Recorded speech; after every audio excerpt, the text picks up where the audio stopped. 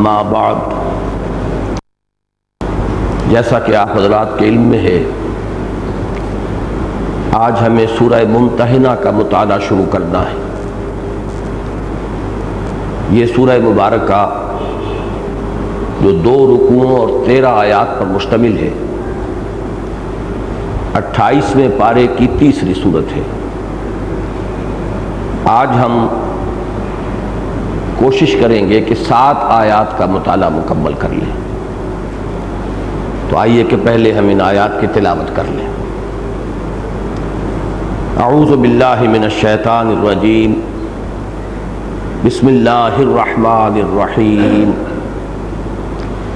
یا ایھا الذین آمنوا لا تتخذوا عدوی وعدوکم اولیاء تلقون الیہم بالمودۃ وقد کفروا بما جاءکم من الحق یخرجون الرسول وإیاکم ان تؤمنوا باللہ ربکم ان کنتم خرجتم جہادا فی سبیلی وابتغاء مرضاتی تسرون الیہم بالمودۃ وَأَنَا أَعْلَمُ بِمَا أَخْفَيْتُمْ وَمَا أَعْلَنْتُمْ وَمَنْ يَفْعَلْهُ مِنْكُمْ فَقَدْ ضَلَّ سَوَاءَ السَّبِيلِ إِنْ يَثْقَفُوكُمْ يَكُونُوا لَكُمْ أَعْدَاءً وَيَبْسُطُوا إِلَيْكُمْ أَيْدِيَهُمْ وَأَلْسِنَتَهُمْ بِالسُّوءِ وَوَدُّوا لَوْ تَكْفُرُونَ لَنْ تَنْفَعَكُمْ أَرْحَامُكُمْ وَلَا أَوْلَادُكُمْ يَوْمَ الْقِيَامَةِ یفصل بینکم واللہ بما تعملون بصیر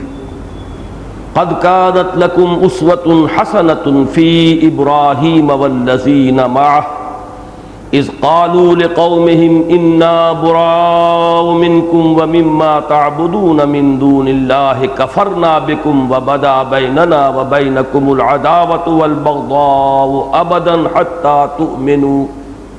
حتى تؤمنوا بالله وحده إلا قول إبراهيم لأبيه لأستغفرن لك وما أملك لك من الله من شيء ربنا عليك توكلنا وإليك أنبنا وإليك المصير ربنا لا تجعلنا فتنة للذين كفروا واغفر لنا ربنا إنك أنت العزيز الحكيم لقد كان لكم فيهم أسوة حسنة لمن كان يرجو الله واليوم الآخر ومن يتول فإن الله هو الغني الحميد عسى الله أن يجعل بينكم وبين الذين عاديتم منهم مودة والله قدير والله غفور رحيم صدق الله العظيم رب اشرح لي صدري ويسر لي امري واحلل عقدة من لساني يفقهوا قولي اللهم ربنا الهمنا رشدنا واعصمنا من شرور انفسنا اللهم ارنا الحق حقا وارزقنا اتباعه وارنا الباطل باطلا وارزقنا اجتنابه آمین یا رب العالمین۔ چونکہ تقریباً 1.5 ماہ کا وقفہ درمیان میں آ گیا ہے، لہذا کچھ دوبارہ ذہن میں تازہ کرنا ہوگا کہ ہم اس وقت مصحف میں کس مقام پر ہیں۔ آپ میں سے اکثر حضرات کو اب یہ بات تو یاد ہو چکی ہوگی کہ قرآن حکیم کی 7 منزلیں تو وہ ہیں جن کا تعلق تلاوت سے ہے۔ 7 منزلیں تقریباً برابر حصے میں قرآن مجید منقسم ہے، تاکہ ایک منزل یا ایک حزب کی انسان اگر روزانہ تلاوت کر لے تو ہر ہفتے میں وہ قرآن مجید ختم کر لے۔ اس میں معانی یا مفاہیم کا کوئی لحاظ نہیں ہے، بلکہ اصل شے ہے کہ تقریباً برابر حصوں میں قرآن منقسم ہو جائے۔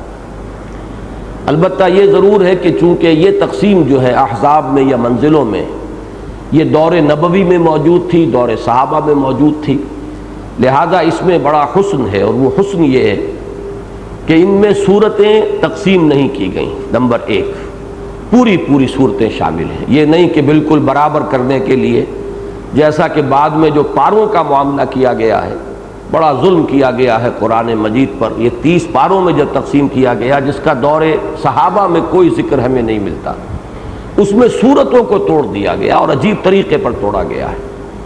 لیکن یہ کہ یہ جو احزاب ہیں ان میں سورت کی کوئی فصیل نہیں ٹوٹتی، پوری پوری صورتیں ہیں، اور اس میں بھی ایک مزید حسن یہ ہے کہ سورہ فاتحہ کو علیحدہ کر دے، اس لیے کہ وہ پورے قرآن مجید کے لیے ایک تمہید اور دیباچے کی حیثیت رکھتی ہے، خود اپنی جگہ مکمل قرآن ہے۔ تو اس کے بعد پہلے حزب میں آپ کو 3 صورتیں ملیں گی، پھر 5، پھر 7، پھر 9، پھر 11، پھر 13۔ یہ بالکل ایک لیڈر ہے، سیڑھی ہے جو بنتی ہے۔ البتہ آخری حزب جو ہے حزب مفصل، اس میں 65 صورتیں ہیں۔ یہ ایک تقسیم ہے۔ دوسری تقسیم ہے مکی اور مدنی صورتوں کی، کہ 7 ہی حصوں میں قرآن مجید اس اعتبار سے منقسم ہے کہ پہلے چند ایک یا ایک سے زائد مکی صورتیں، پھر ایک یا ایک سے زائد مدنی صورتیں، تو مکیات اور مدنیات کا ایک گروپ مکمل، پھر مدنی، پھر مکی، پھر مدنی، مکی اور مدنی، اس طریقے سے 7 گروپ بنتے ہیں۔ ان کا بڑا گہرا تعلق جو ہے قرآن مجید کے مضامین کے ساتھ ہے۔ اس میں ایک حسن اتفاق سمجھ لیجئے، سورہ قاف پر آ کر یہ دونوں جو تقسیمیں ہیں یہ جمع ہو گئی ہیں۔ ایک اور مقام پر بھی دونوں جمع ہوئی ہیں، اور وہ ہے سورہ توبہ سے، لیکن یہ کہ سورہ قاف میں، سورہ قاف سے لے کر آخر قرآن مجید تک، سورۃ الناس تک، یہ منزل تو ایک ہے، منزل تلاوت، یہ حزب مفصل کہلاتا ہے، جس کی 65 صورتیں ہیں، لیکن مکی مدنی کے اعتبار سے اس میں 2 گروپ ہیں، چھٹا اور ساتواں۔ چھٹے گروپ میں پہلے 6 مکی صورتیں تھیں، 7 صورتیں، سورہ قاف سے شروع ہو کر سورہ واقعہ تک، سورہ قاف، سورہ زاریات، سورہ طور، سورۃ النجم، سورۃ القمر، سورۃ الرحمن، سورۃ الواقعہ۔ پھر یہ مدنی صورتیں ہیں جو سورہ حدید سے شروع ہوئی ہیں سورہ تحریم تک، یہ 10 صورتیں ہیں۔ ان میں سے 3 کا ہم مطالعہ کر چکے ہیں، 4تھی صورت آج شروع کر رہے ہیں۔ یہ جو چھٹا گروپ ہے اس کے بارے میں عرض کر چکا ہوں کہ اس کی جو مکیات ہیں وہ بھی ایک اعتبار سے قرآن مجید میں کلائمیکس کی حیثیت رکھتی ہیں۔ ان میں اصل خطاب ہے منکرین آخرت سے، انذار آخرت ان کا اصل مضمون ہے، لیکن ظاہر بات ہے کہ مکی صورتوں میں جہاں کوئی خاص مضمون آئے گا ایمانیات ثلاثہ میں سے، بقیہ 2 مضامین بھی ہوں گے، توحید کا ذکر بھی ہے، رسالت کا ذکر بھی ہے، لیکن اصل مضمون آخرت ہے۔ پھر یہ کہ جہاں تک حسن ظاہری کا تعلق ہے، یعنی الفاظ کی بندش، ایک صوتی آہنگ، ایک ردم، یہ جو ظاہری محاسن ہے قرآن مجید کے، ان کے اعتبار سے یہ 7 صورتیں قرآن مجید کے کلائمیکس کی حیثیت رکھتی ہیں۔ انہی میں سے سورۃ الرحمن ہے جسے عروس القرآن قرار دیا ہے حضور صلی اللہ علیہ وسلم نے، کہ یہ قرآن مجید کے دلہن ہے۔ یہ جو 10 صورتیں ہیں یہ بھی ایک خاص اعتبار سے قرآن مجید کا کلائمیکس ہے، اور وہ یہ کہ اس میں خطاب ہے امت مسلمہ سے، کفار سے خطاب نہیں ہے، نہ مشرکین سے خطاب ہے، نہ اہل کتاب سے خطاب ہے۔ مشرکین کا تو ذکر بھی آپ کو نہیں ملے گا، اہل کتاب کا ذکر ہے، لیکن وہ ذکر بھی بطور نشان عبرت، کہ مسلمانوں کو دکھا دیا جائے کہ دیکھو جس مقام پر تم آج فائز ہو رہے ہو، تم اب امت مسلمہ کی حیثیت رکھتے ہو، تم ہوگے اب کتاب الہی کے وارث، دین الہی کے علمبردار۔ یہی مقام تم سے پہلے یہ امت سابقہ یعنی یہود اور نصارہ، یہ ایک ہی امت بنتے ہیں، حضرت موسیٰ علیہ السلام کی امت، جن کو تورات عطا کی گئی تھی، وہ بھی کتاب الہی کے امین بنے تھے، ان کے ہاں نبوت اور رسالت کا سلسلہ جاری رہا تھا، لیکن یہ کہ انہوں نے یہ غلطیاں کیں اور اس کے نتیجے میں وہ اب ایک نشان عبرت بن چکے ہیں۔ تو دیکھو کہیں ایسا نہ ہو مبادا تم بھی انہی کے نقش قدم پر چلو۔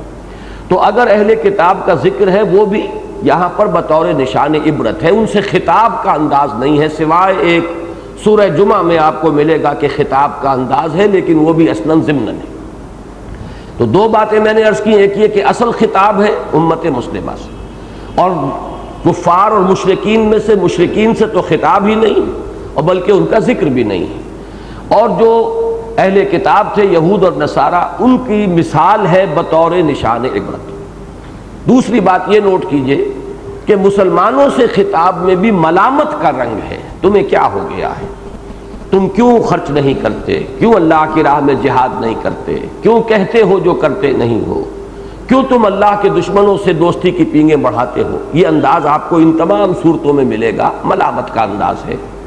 اس لیے کہ امت مسلمہ میں آپ کو معلوم ہے کہ ایک طرف مومنین صادقین بھی تھے، دوسری انتہا پر منافقین بھی اس وقت شامل تھے، مسلمانوں میں شامل تھے، قانوناً مسلمان تھے۔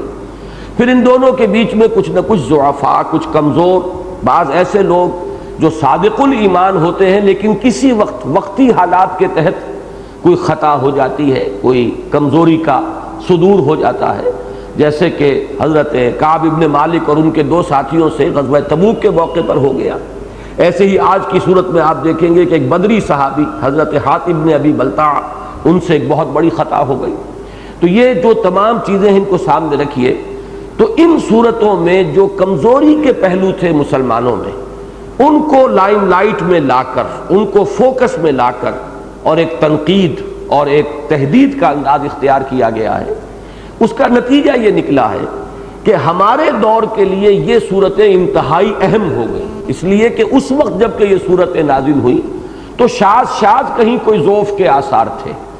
جو غلبہ تھا امت مسلمہ وہ تو مومن صادقین کا تھا، ان کا نیوکلیس جو ہے ریڑھ کی ہڈی صحابہ کرام کی، وہ بھی تو مومنین صادقین پر مشتمل تھی۔ لہذا مغلوب تھا یہ حصہ جس کا یہاں ذکر کیا جا رہا ہے، لیکن ان کو فوکس کر دیا گیا۔ جیسے کہ آپ کو معلوم ہے چھوٹی سی چیز ہو لیکن اگر مائکروسکوپ کو فوکس وہاں کر دیں گے تو بڑی نظر آئے گی، تو فوکس ان کو کیا گیا ہے۔ اور اس سے ہمیں فائدہ یہ ہوا ہے کہ آج جب کہ ہمارے ہاں غالب حصہ انہی چیزوں کا ہے، قول و عمل کا تضاد ہے، نفاق عملی کا دورہ ہے، ہم انفاق اور جہاد کے لیے کوئی اپنے اندر امنگ نہیں پاتے، دنیا داری جو ہے مسلط ہو چکی ہے۔ اور اکثر و بیشتر یہ کہنا غلط نہیں ہوگا کہ جو بھی نصارہ اور یہود کی روش تھی وہ ہم نے من حیث المجموع اختیار کر لی ہے۔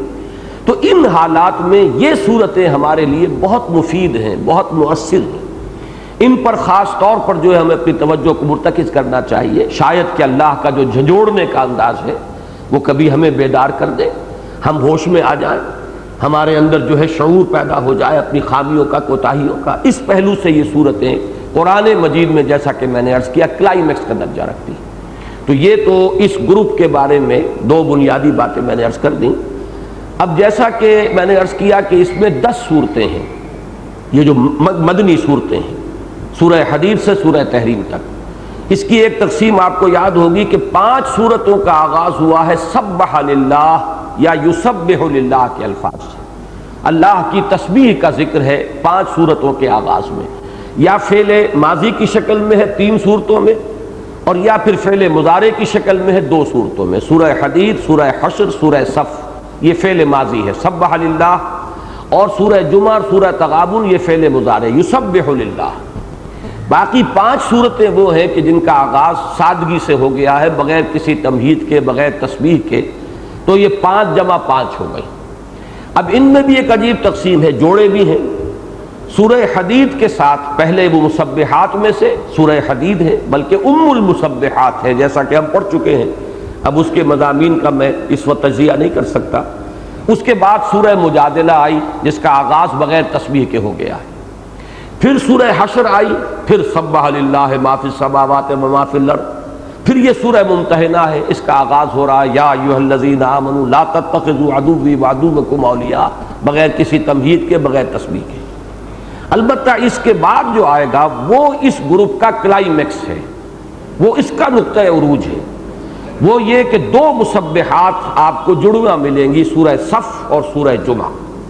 اور وہاں ایک خاص بات یہ بھی نظر آئے گی کہ زمانہ وہاں مل گیا ہے، فعل ماضی اور فعل مضارع۔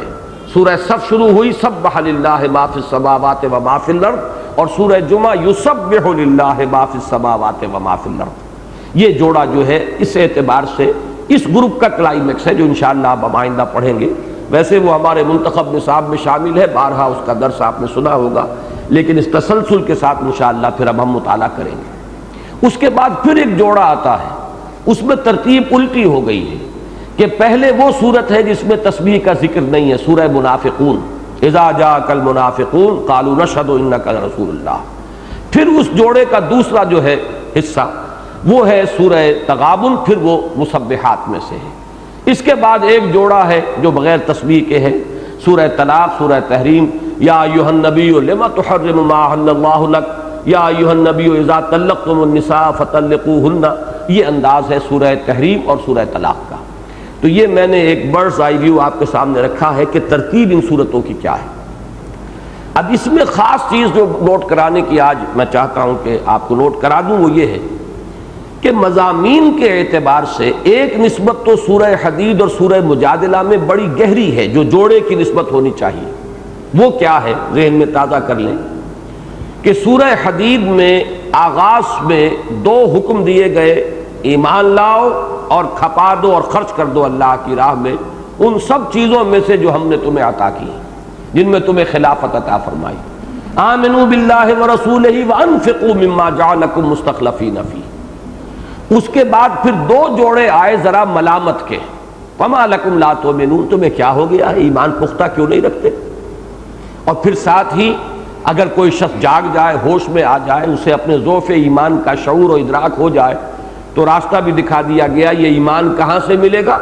هو الذی ينزل علی عبدہ آیات بینات لیخرجکم من الظلمات الی النور۔ اس کے بعد پھر وہی ایک زجر کا انداز، ڈانٹنے کا انداز، جھنجھوڑنے کا انداز، وما لکم الا تنفقوا فی سبیل اللہ وللہ میراث السماوات والارض، تمہیں کیا ہو گیا، اللہ کی راہ میں خرچ کیوں نہیں کرتے، کھپاتے کیوں نہیں ہو؟ اور اس کے بعد اس کی ترغیب و تشویق آ گئی، یہاں سے وہ صورت شروع ہوئی۔ اس کے بعد نفاق کا مضمون آیا کہ اگر اللہ کی راہ میں جان اور مال کھپانے سے دریغ کرو گے، اگر پہلوتی ہی کرو گے، جان چراؤ گے، تو اس کا نتیجہ کیا ہے؟ نفاق ہے۔ وہ مضمون بڑی وضاحت کے ساتھ آنے کے بعد پھر تدریجاً یہ کلائمیکس کو پہنچا ہے سورہ حدید کی آیت نمبر 25 میں کہ ہم نے جو رسولوں کو بھیجا، کتابیں نازل کی، رسولوں کو معجزے عطا کیے، میزان شریعت تمہیں عطا فرمائی، تو کس لیے؟ یہ ساری چیزیں ایکسرسائز ان فیوٹیلیٹی نہیں ہیں، یہ کوئی ہماری ہابی نہیں تھی، یہ کوئی شغل نہیں تھا، بلکہ ان سب کا ایک ہدف ہے، ایک ٹارگٹ ہے۔ وہ ٹارگٹ کیا ہے؟ لِيَقُومَ النَّاسُ بِالْقِسْطِ، تاکہ لوگ عدل پر قائم ہوں۔ ایک نظام عدل اجتماعی قائم کرنا مقصود ہے۔ انزال کتب، بعثت انبیاء، بعثت رسل، ان سب کا ہدف کیا ہے؟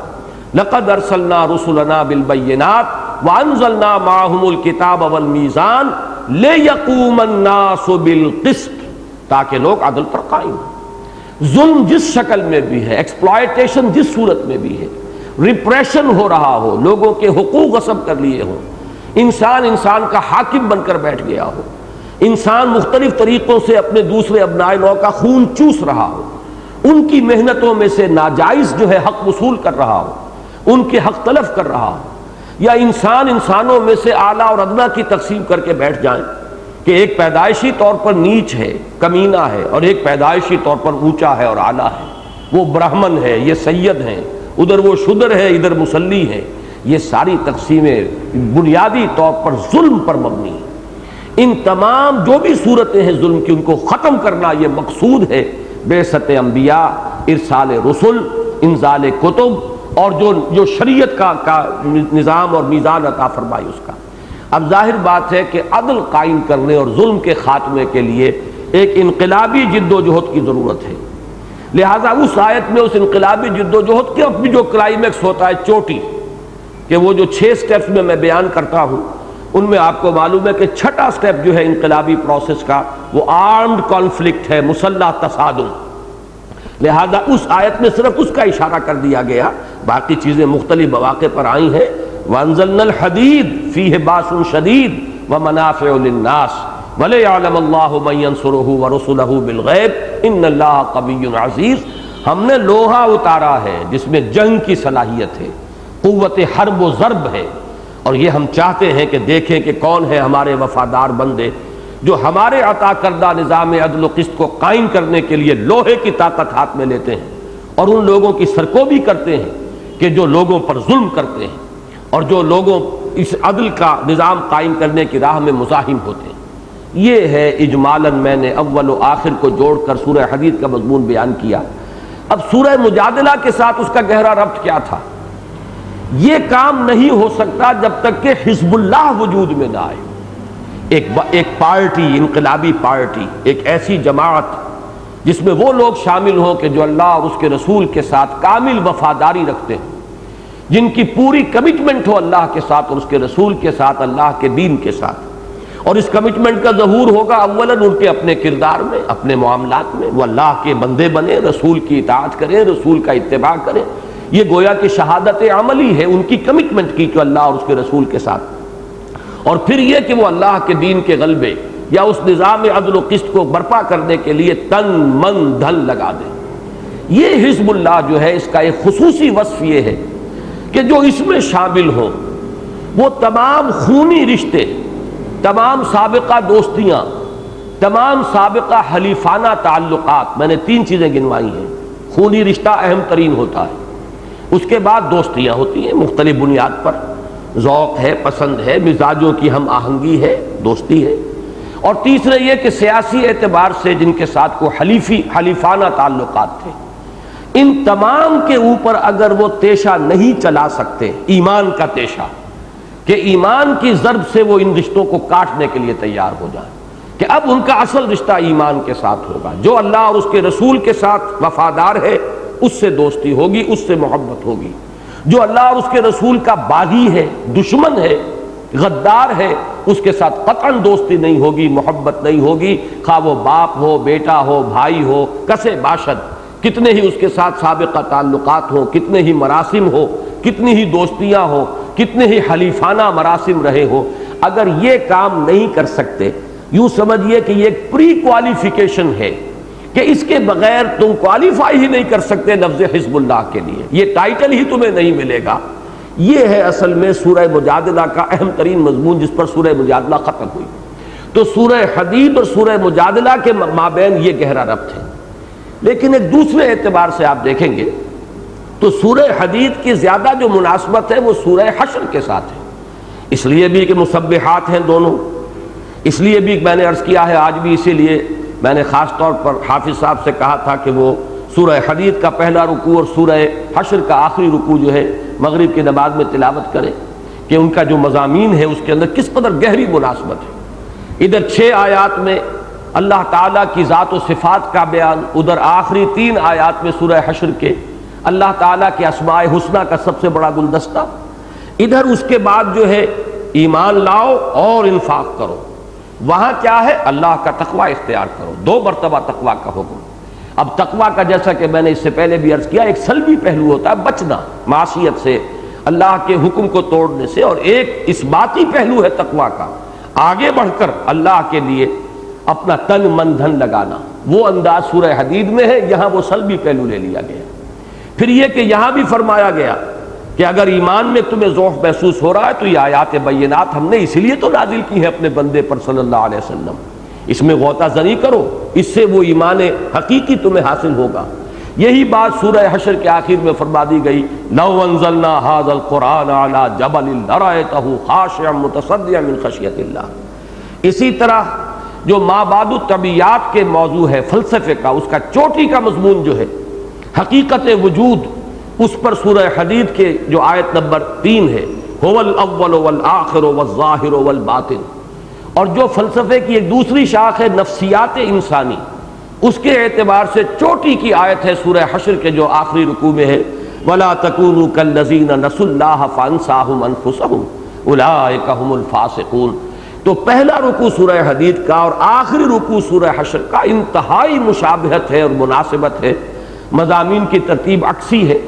اب دیکھیے یہاں تک بات ہوئی ہے کہ سورہ حدید شروع ہوئی سبح للہ ما فی السماوات والارض سے، اور سورہ حشر ختم ہوئی یسبح لہ ما فی السماوات والارض وہو العزیز الحکیم۔ بالکل وہاں کا جو ابتدائیہ ہے یا اختتام ہو رہا ہے، صرف اس فرق کے ساتھ کہ وہاں فعل ماضی ہے، یہاں فعل مضارع ہے۔ تو یہ میں نے صرف اشارہ کیا ہے کہ مضامین کے اعتبار سے یہاں پر جو وہ جوڑوں کی تقسیم اس سے پہلے ہم دیکھتے آئے ہیں قرآن مجید میں، یہاں وہ ایک اضافی شان کے ساتھ ہے کہ ایک پہلو سے سورہ حدید کا جوڑا جو ہے سورہ مجادلہ ہے، ایک دوسرے پہلو سے سورہ حدید کا جوڑا جو ہے وہ بنتا ہے سورہ حشر، ایک پہلو سے سورہ حشر کا جوڑا ہے سورہ ممتحنہ، لیکن ایک اعتبار سے سورہ مجادلہ کے ساتھ مناسبت ہے سورہ ممتحنہ کی، بلکہ ایسے محسوس ہوتا ہے کہ جس مضمون پر سورہ مجادلہ ختم ہوئی ہے اسی مضمون سے سورہ ممتحنہ شروع ہوئی ہے، ان دونوں کے مابین بڑا گہرا ربط ہے۔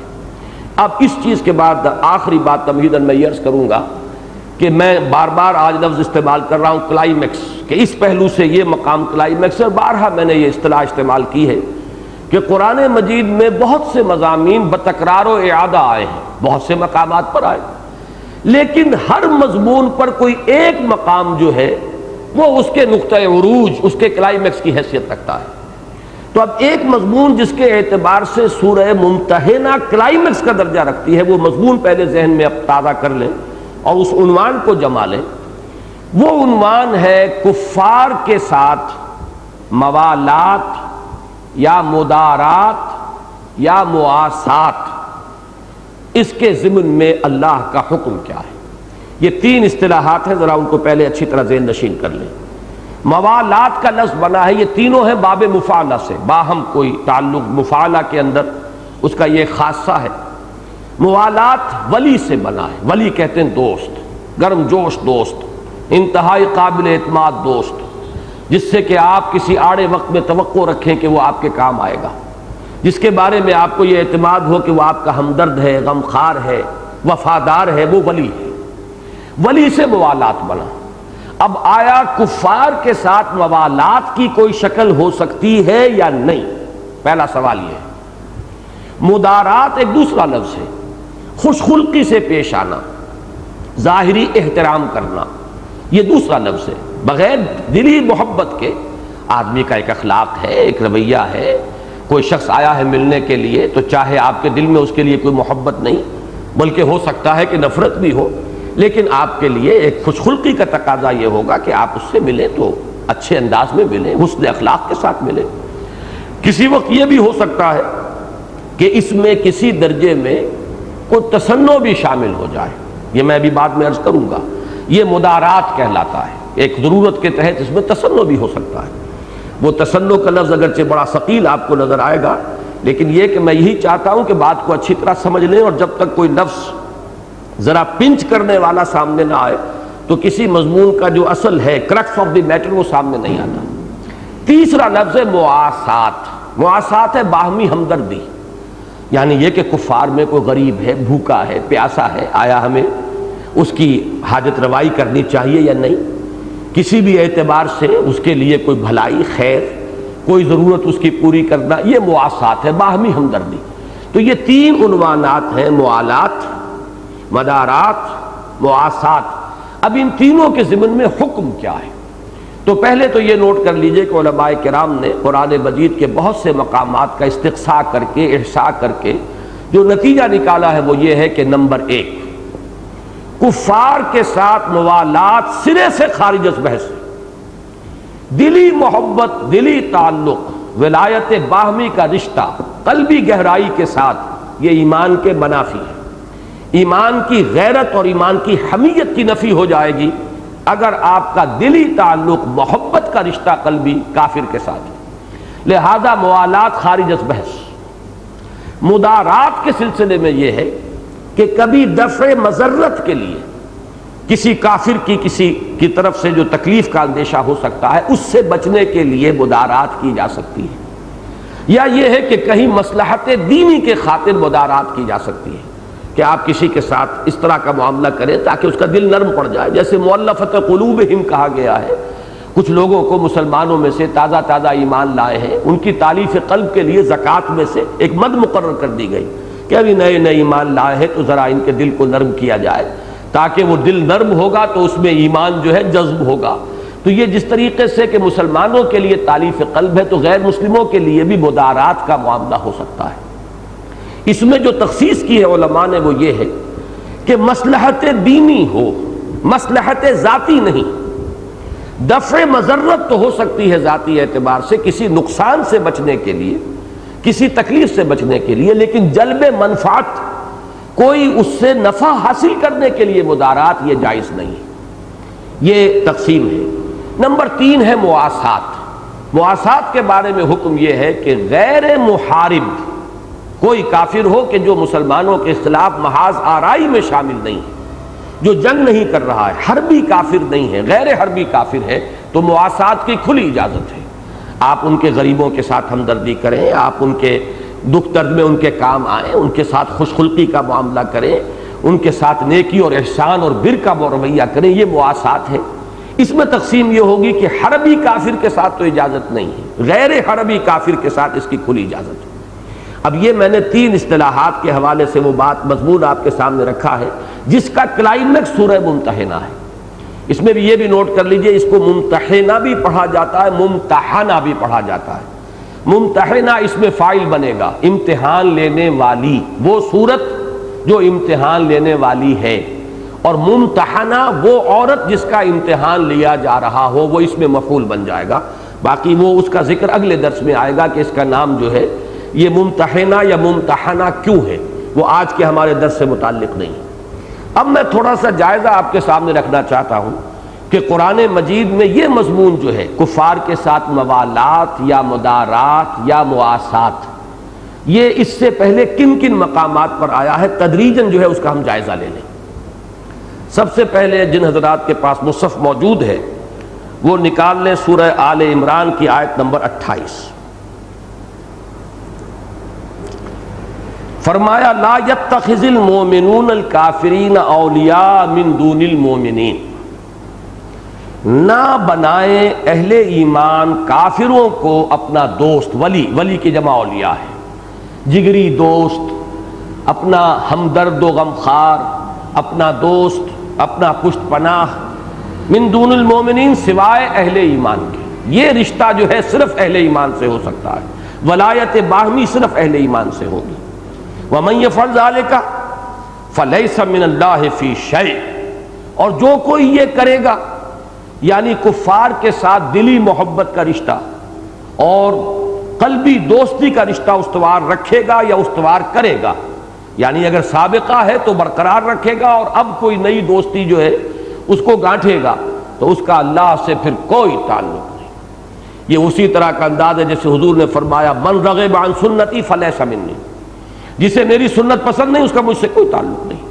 تو یہاں فرمایا کہ وَمَن يَفْعَلْ ذَلِكَ فَلَيْسَ مِنَ اللَّهِ فِي شَيْءٍ إِلَّا أَن تَتَّقُوا مِنْهُمْ تُقَاةً، الا یہ کہ تم ان سے بچنا چاہو جیسے کہ بچا جاتا ہے۔ یہ اس سے پہلے جب ہم اس مقام سے گزرے تفصیل سے بحث ہو چکی ہے کہ یہ ہے وہ مقام جس کے اب مدارات کا جو میں نے عنوان قائم کیا تھا وہ یہاں آئے گا۔ موالات تو بالکل نہیں ہو سکتی، خارج از بحث، مدارات ہو سکتی ہے، وہ بھی دفع مضرت کے لیے، کفار کی طرف سے کسی کوئی اندیشہ ہو، کوئی خطرہ ہو، مضرت کا، تکلیف کا، اس سے بچنے کے لیے ان کے ساتھ نرمی، ملائمت، کچھ احترام اور ادب کی شکل، کچھ ان کے ساتھ خوش خلقی کی شکل اختیار کی جائے، جو میں نے مدارات کے عنوان کے تحت آپ کے سامنے رکھی، اس کی اجازت ہے۔ تو چونکہ لفظ تتقو آیا ہے، تم بچو، اسی میں یہ بات آ گئی کہ یہ دفع مضرت کے لیے تو ہو سکتا ہے لیکن جلب منفعت کے لیے نہیں ہو سکتا۔ کفار سے کوئی نفع حاصل کرنے کے لیے ان کے ساتھ جو ہے وہ چاپلوسی کے روش اختیار کرنا یہ جائز نہیں۔ نمبر 2 یہ کہ اسی مقام سے اصل میں اہل تشیع نے اپنا جو وہ تقیہ ہے اس کے لیے دلیل لی ہے۔ تو اصولاً تو وہاں پر ایک مضمون موجود ہے، اس کو یوں کہیے کہ جہاں انگلی رکھنے کی جگہ تھی وہاں انہوں نے پورا ہاتھ رکھ دیا ہے اور انہوں نے اس کو پورے ایک فلسفے کی بنیاد بنا لیا ہے۔ تو ذہن میں یہ رکھیے کہ اس کی اجازت اگر ہے، نمبر 1 تو دفع مضرت کے لیے ہے، جلب منفعت کے لیے نہیں۔ نمبر 2 یہ ہے بہرحال رخصت، عزیمت نہیں ہے، اس کو دین کا فلسفہ نہیں بنایا جا سکتا، یہ رخصت ہے، کمزور طبائع کے لیے اجازت ہے۔ جیسی کہ اجازت یہ ہے کہ کہیں آپ بھوکے مر رہے ہو تو آپ خنزیر کھا کر یا مردار کا گوشت کھا کر بھی جان بچا سکتے ہیں، اس درجے کی کوئی شے ہے، اسے مثبت طور پر دین کا ایک جز بنا لینا اور اس کے لیے پھر آگے بڑھ کر یہ کہ دین کے 10 حصوں میں سے 9 حصے جو ہے وہ تقیہ ہی ہے، یہ در حقیقت یہ ایک بات کا بتنگڑ بنا لینا جسے ہم کہتے ہیں محاورے میں، اور صرف یہ کہ انگلی رکھنے کی گنجائش ہے اور وہاں پر جو ہے پوری عمارت کھڑی کر لی گئی ہے، تو یہ ان کی مبالغہ آمیزی ہے۔ لیکن اصولاً جو ہے رخصت کے انداز میں یہاں سے ایک گنجائش ملتی ہے کہ کسی وقت جان بچانے کے لیے، جیسے کہ حضرت عمار ابن یاسر کا معاملہ ہے۔ یہ 3 افراد پر مشتمل گھرانہ تھا، حضرت یاسر، ان کی اہلیہ حضرت سمیہ اور ان دونوں کے صاحبزادے حضرت عمار۔ ابو جہل نے شدید ترین ایذائیں انہیں پہنچائی۔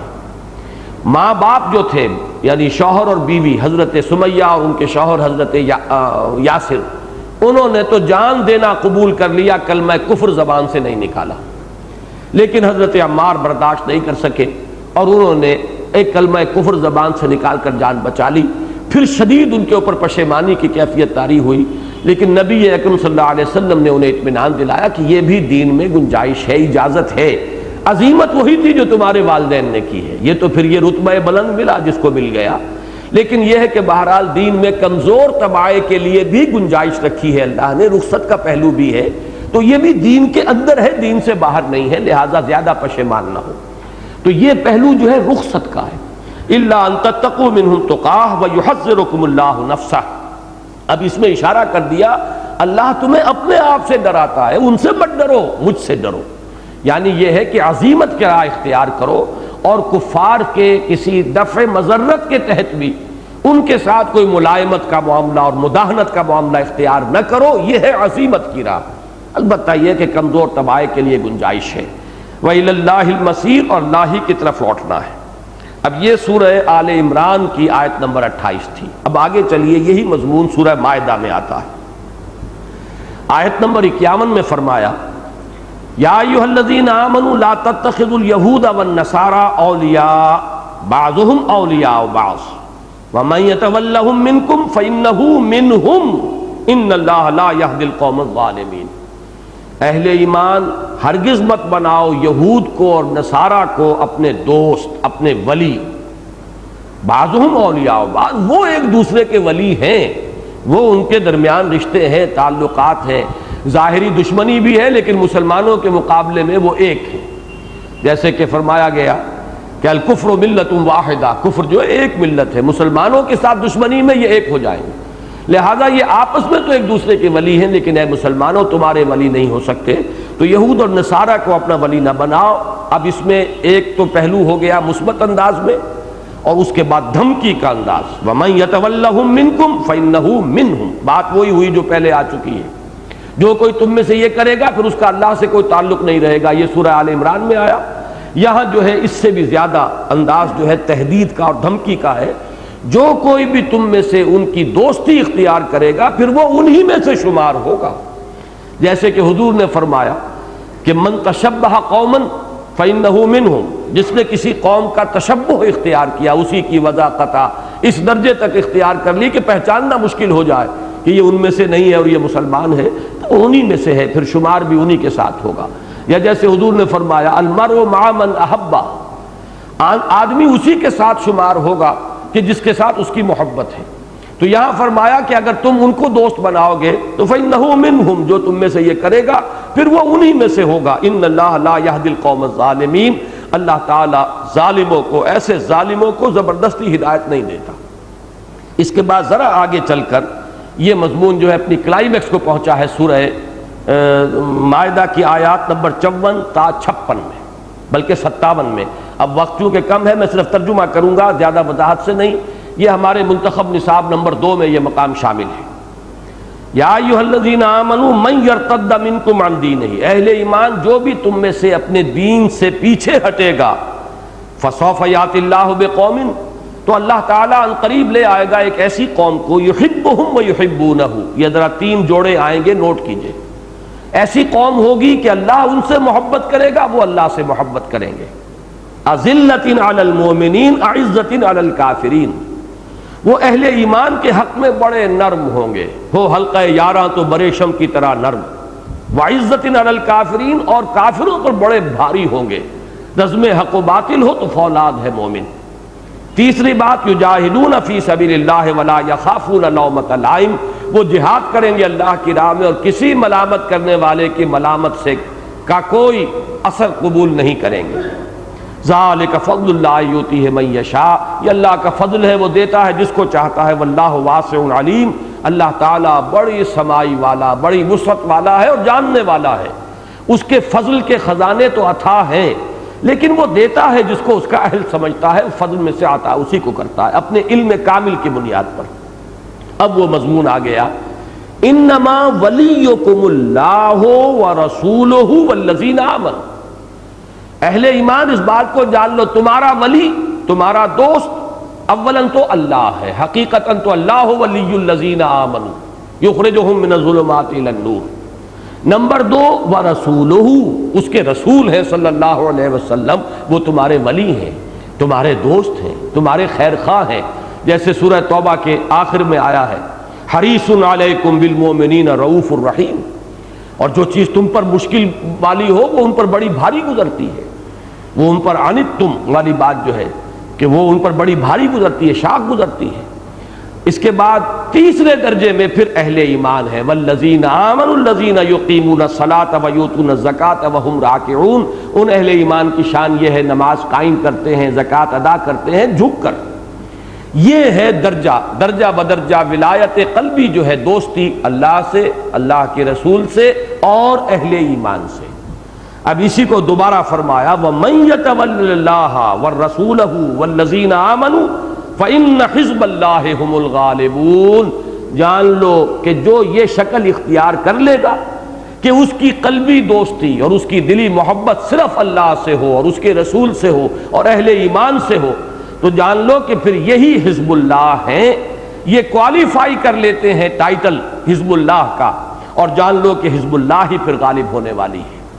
اس کے بعد پھر فرمایا یا ایھا الذین آمنوا لا تتخذوا الذین اتخذوا دینکم ہزوا ولعبا من الذین اوتوا الکتاب من قبلکم والکفار اولیاء، اہل ایمان ہرگز مت بناؤ کفار جو ہیں اہل کتاب میں سے، جنہیں کتاب دی گئی تم سے پہلے، انہیں اپنا دوست نہ بناؤ جو تمہارے دین کا استہزاء کرتے ہیں، مذاق اڑاتے ہیں۔ واتقوا اللہ ان کنتم مؤمنین، اللہ کا تقوی اختیار کرو اگر تم مومن۔ تو اب یہ سورہ مجادلہ کا جو ہم نے پچھلی مرتبہ پڑھا تھا، وہ جو پڑھ چکے ہیں عنقریب اس پر آ جائیے۔ سورہ مجادلہ کی 2 آیات،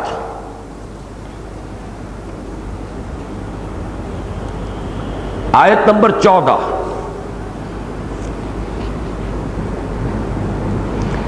الم تر الی الذین تولوا قوما غضب اللہ علیہم ما هم منکم ولا منہم وَيَحْلِفُونَ عَلَى الْكَذِبِ وَهُمْ يَعْلَمُونَ، کیا تم نے دیکھا نہیں ان لوگوں کو جو دوستی کا اور ولایت باہمی کا رشتہ رکھتے ہیں اس قوم سے جس پر اللہ کا غضب نازل ہوا ہے، مراد یہود ہیں، کہ جو بھی مدینے میں اوس اور خزرج کے 2 قبیلے مسلمانوں کے جو ایمان لائے، اور ان میں ظاہر بات ہے کہ کچھ ضعفاء بھی تھے، کچھ منافقین بھی تھے، ان منافقین اور ضعفاء کے محبت کے رشتے قائم تھے یہود کے ساتھ، جن سے بڑے پرانے مراسم تھے، بہت طویل عرصے سے رہ رہے تھے، ان کی دوستیاں تھیں، محبتیں تھیں۔ اب بھی جو لوگ ایمان لانے کے بعد ان دوستیوں کو کاٹنے کے لیے تیار نہیں تھے، ان کا ذکر ہو رہا ہے، یہ منفی انداز ہے۔ الم تر الی الذین تولوا قوما غضب اللہ علیہم، کیا تم نے دیکھا نہیں ان لوگوں کو جو ایسی قوم کے ساتھ دوستی کا رشتہ استوار کر رہے ہیں جن پر اللہ کا غضب نازل ہو چکا ہے۔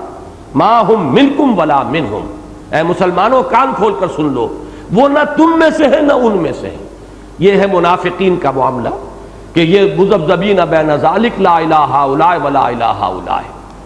اور اب آخری آیت جو ہے وہ اس سورہ مبارکہ میں اس مضمون کا کلائمیکس تھا، فرمایا لا تجد قوما یؤمنون باللہ والیوم الآخر، تم ہرگز نہیں پاؤ گے کسی قوم کو جو ایمان رکھتے ہوں اللہ پر اور یوم آخر پر، یوادون من حاد اللہ، کہ وہ محبت رکھتے ہوں، دلی الفت رکھتے ہوں ان سے جو اللہ کے دشمن ہوں، اللہ کے ساتھ انہوں نے محاربے کی روش اختیار کی ہو، ورسولہ، اور اس کے رسول کے ساتھ، ولو کانوا آباہم، خواہ وہ ان کے باپ ہوں، او ابناہم یا ان کے بیٹے ہوں، او اخوانہم یا ان کے بھائی ہوں، او عشیرتہم یا ان کے رشتہ دار ہوں، اولئک کتب فی قلوبہم الایمان، یہ ہیں وہ لوگ جنہوں نے یہ سارے رشتے کاٹ دیے ہیں ایمان کی تلوار سے، یہ ہیں کہ جن کے دلوں میں اللہ نے ایمان لکھ دیا ہے، جاگزین کر دیا ہے، ان کے جس طرح پتھر پہ لکیر ہو جاتی ہے اس طرح ان کے دلوں پر ایمان نقش ہو گیا ہے۔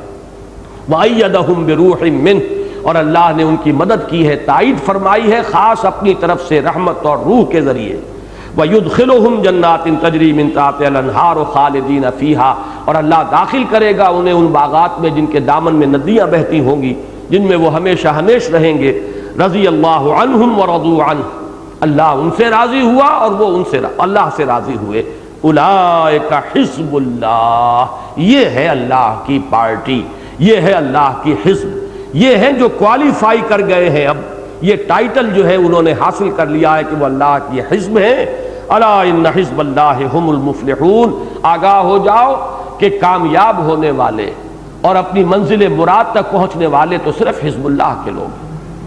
یہ میں نے 3 مقامات بتائے، لیکن ان میں ایک قدر مشترک ہے، اور وہ یہ ہے کہ ان میں خاص طور پر مخاطب کون ہے؟ نصارہ، مدینے کے مسلمان، اور ان میں کن کی دوستی کی طرف اشارہ کیا جا رہا ہے؟ یہود کی، کیونکہ یہود وہاں پر آباد تھے، 3 قبیلے موجود تھے، ان کے حلیفانہ تعلقات تھے، دوستیاں تھیں۔ یہود کی دشمنی جو ہے وہ بالکل ازہر من الشمس تھی۔ اب ظاہر بات ہے کہ اس کے باوجود کسی اوسی یا خزرجی نے ان کے ساتھ اگر کوئی تعلق برقرار رکھا ہے تو گویا کہ اس کے ایمان کی نفی ہو گئی۔ اب میں 2 مقامات، بلکہ ایک تو پہلے، اور اب سورہ جب ہم پڑھیں گے ممتحنہ تو وہ بات واضح ہو کر سامنے آ جائے گی۔ معاملہ مہاجرین کا جو ہے قرآن مجید میں یا تو سورہ توبہ میں آیا ہے، اور یا پھر یہ سورہ ممتحنہ میں جو آج ہمیں پڑھنا ہے۔ سورہ توبہ کا مقام میں چاہتا ہوں کہ آپ دیکھ لیں۔ سب سے پہلے تو آیت 8 تا 10، یہ یاد ہوگا آپ حضرات کو، ابھی دورہ قرآن میں بھی ہم اس تجزیے کو دہرا چکے ہیں کہ سورہ توبہ میں رکوع نمبر 2 اور رکوع نمبر 3 ان کا زمانہ نزول ہے فتح مکہ سے متصلا قبل، جبکہ حضور صلی اللہ علیہ وسلم مکے کی طرف پیش قدمی کا ارادہ فرما رہے تھے، اور اس وقت ظاہر بات ہے کہ مہاجرین پر اب یہ مرحلہ بڑا کڑا آ گیا تھا۔ اب تک جتنی بھی تنقیدیں ہوئی تھیں وہ تھیں مدینے کے مسلمانوں میں سے جو لوگ یہود کے ساتھ تعلق رکھتے تھے۔ اس نقطے کو اچھی طرح سمجھ لیجئے۔ ظاہر بات ہے کہ مہاجرین کا معاملہ تھا ہی نہیں، وہ تو آئے ہیں مکے سے ہجرت کر کے، یہاں کسی سے دوستیاں ان کی ہیں ہی نہیں، یہاں کوئی مراسم نہیں، یہود سے ان کے کوئی دیرینہ مراسم نہیں، کوئی حلیفانہ تعلقات نہیں۔ لہذا یہ سورہ آل عمران کی آیت، سورہ مائدہ کی آیات، سورہ مجادلہ کی آیات جو ہے، ان میں روح سخن کن کی طرف ہے؟ مدینے کے مسلمان، انصار، اور ان میں کن کی دوستی سے روکا گیا؟ یہود کی دوستی سے۔ لیکن یہ مرحلہ جو اب آ رہا تھا، حضور اب اقدام فرمانے والے تھے مکے کی طرف۔ مکے میں کون لوگ آباد تھے؟ مہاجرین کے رشتہ دار، ان کے کنبے، ان کے قبیلے، ان کے رشتہ دار، بعض کے اہل و عیال وہیں تھے، ان سے اگرچہ تعلقات منقطع ہو گئے لیکن بہرحال رشتہ داریاں تھیں ابھی تک۔ اسی سورہ مبارکہ میں، سورہ ممتحنہ میں آخری حکم دیا گیا ہے کہ رشتہ مناکحت ختم کیا جا رہا ہے۔ کوئی مسلمان اب کسی کافرہ مشرکہ کو اپنے نکاح میں نہیں رکھ سکتا، اور کوئی مسلمان خاتون کسی کافر یا مشرک کے نکاح میں نہیں رہ سکتی۔ یہ دوسرا جو حصہ ہم پڑھیں گے اگلی مرتبہ اس کا مضمون ہے۔ لیکن یہ کہ تاحال تو وہ رشتے برقرار تھے۔ پھر یہ کہ رشتے وہ مناکحت والے ختم ہو گئے ہوں، بہرحال ان کے چچا، ان کے تایا، ہو سکتا ہے بہت سو کے والدین وہ وہاں موجود ہوں، کنبے تھے، قبیلے تھے۔ تو اب ایک امتحان آ گیا ہے مہاجرین کے لیے۔ ان کو جب یہ نظر آ رہا ہے کہ اب چڑھائی ادھر ہونی ہے، تو دل میں ایک طرح کی ہچکچاہٹ، طبیعت کے اندر وہ جو فطری ایک رشتہ داری کا ایک احساس تھا، اس کی وجہ سے ہچکچاہٹ تھی۔ وہ ہچکچاہٹ جو ہے آپ نے سورہ توبہ میں اس کے دوسرے اور تیسرے رکوع کے اندر پڑھی ہوگی۔ میں اس کی طرف چند آیات کی طرف اشارہ کر رہا ہوں۔ آیت نمبر 8 تا 10، یہ یہاں پر جو ہچکچاہٹ تھی مسلمانوں میں مکے کے خلاف اور مشرکین قریش کے خلاف فائنل اقدام کرنے میں، اب اس کو ان آیات کے بین السطور میں دیکھیے۔ کیف وَإِن يَظْهَرُوا عَلَيْكُمْ لَا يَرْقُبُوا فِيكُمْ إِلًّا وَلَا ذِمَّةً، اے مسلمانوں کیسے، کیوں تم اتنے ہچکچا رہے ہو، کیوں ان کے خلاف اقدام کرنے میں تمہیں پس و پیش ہو رہا ہے؟ حالانکہ اگر وہ تم پر غلبہ پالیں، کہیں وہ تم پر قابو پالیں، تو تمہارے معاملے میں نہ قرابت کا لحاظ رکھیں گے، نہ کسی عہد کا لحاظ رکھیں گے۔ یہ تم اپنے دل میں محسوس کر رہے ہو کہ ہم نے ان سے ایک صلح بھی کی تھی، حدیبیہ کی صلح ہو گئی تھی، دوبارہ صلح کیوں نہ کر لی جائے، خام خواہ کیوں خوریزی جو ہے اس کا راستہ اختیار کیا جائے، کیوں ہم اس طریقے سے چڑھ کر جائیں، مبادا بہت بڑی خوریزی ہو جائے۔ اب دل میں جو کچھ ہے وہ تو اللہ جانتا ہے، لیکن کہنے میں جو آ رہا تھا وہ یہ کہ صلح بہتر ہے جنگ سے، اور نمبر دو یہ کہ بہرحال یہ مکے کے متولی ہیں، کعبے کے متولی ہیں، حاجیوں اور عمرہ کرنے والوں کی خدمات کرتے ہیں۔ یہ پورا مضمون جو ہے، یہ دوسرا اور تیسرا رکوع سورہ توبہ کا، اس کو ذہن میں رکھیے۔ فرمایا کیف وَإِن يَظْهَرُوا عَلَيْكُمْ لَا يَرْقُبُوا فِيكُمْ إِلًّا وَلَا ذِمَّةً يُرْضُونَكُمْ بِأَفْوَاهِهِمْ، اے مسلمانوں یہ تمہیں راضی کرنا چاہتے صرف اپنی باتوں سے، اپنے منہوں سے، وَتَابَ قُلُوبُهُمْ، ان کے دل انکاری ہیں، وہ تم سے کوئی دلی محبت نہیں رکھتے، وَأَكْثَرُهُمْ فَاسِقُونَ، اور ان میں سے اکثر جو ہے فاسق ہیں، نافرمان ہیں۔ آگے چل کر فرمایا آیت نمبر 10 میں لا يرقبون فی مومن الا ولا ذمہ، کسی مومن کے بارے میں یہ لوگ نہ کسی قرابت کا پاس کریں گے، نہ کسی عہد کا لحاظ رکھیں گے، واولئک هم المعتدون، اور یہی ہیں حد سے تجاوز کرنے والے اور زیادتی کرنے والے۔ یہ ترغیب ہے مکے کے خلاف اور قریش کے خلاف اقدام کی۔ اس کے بعد آیت نمبر 24 جو ہے وہ پھر میں عرض کر رہا ہوں وہی لفظ آ رہا ہے کہ چوٹی ہے اس اعتبار سے اس مضمون کی۔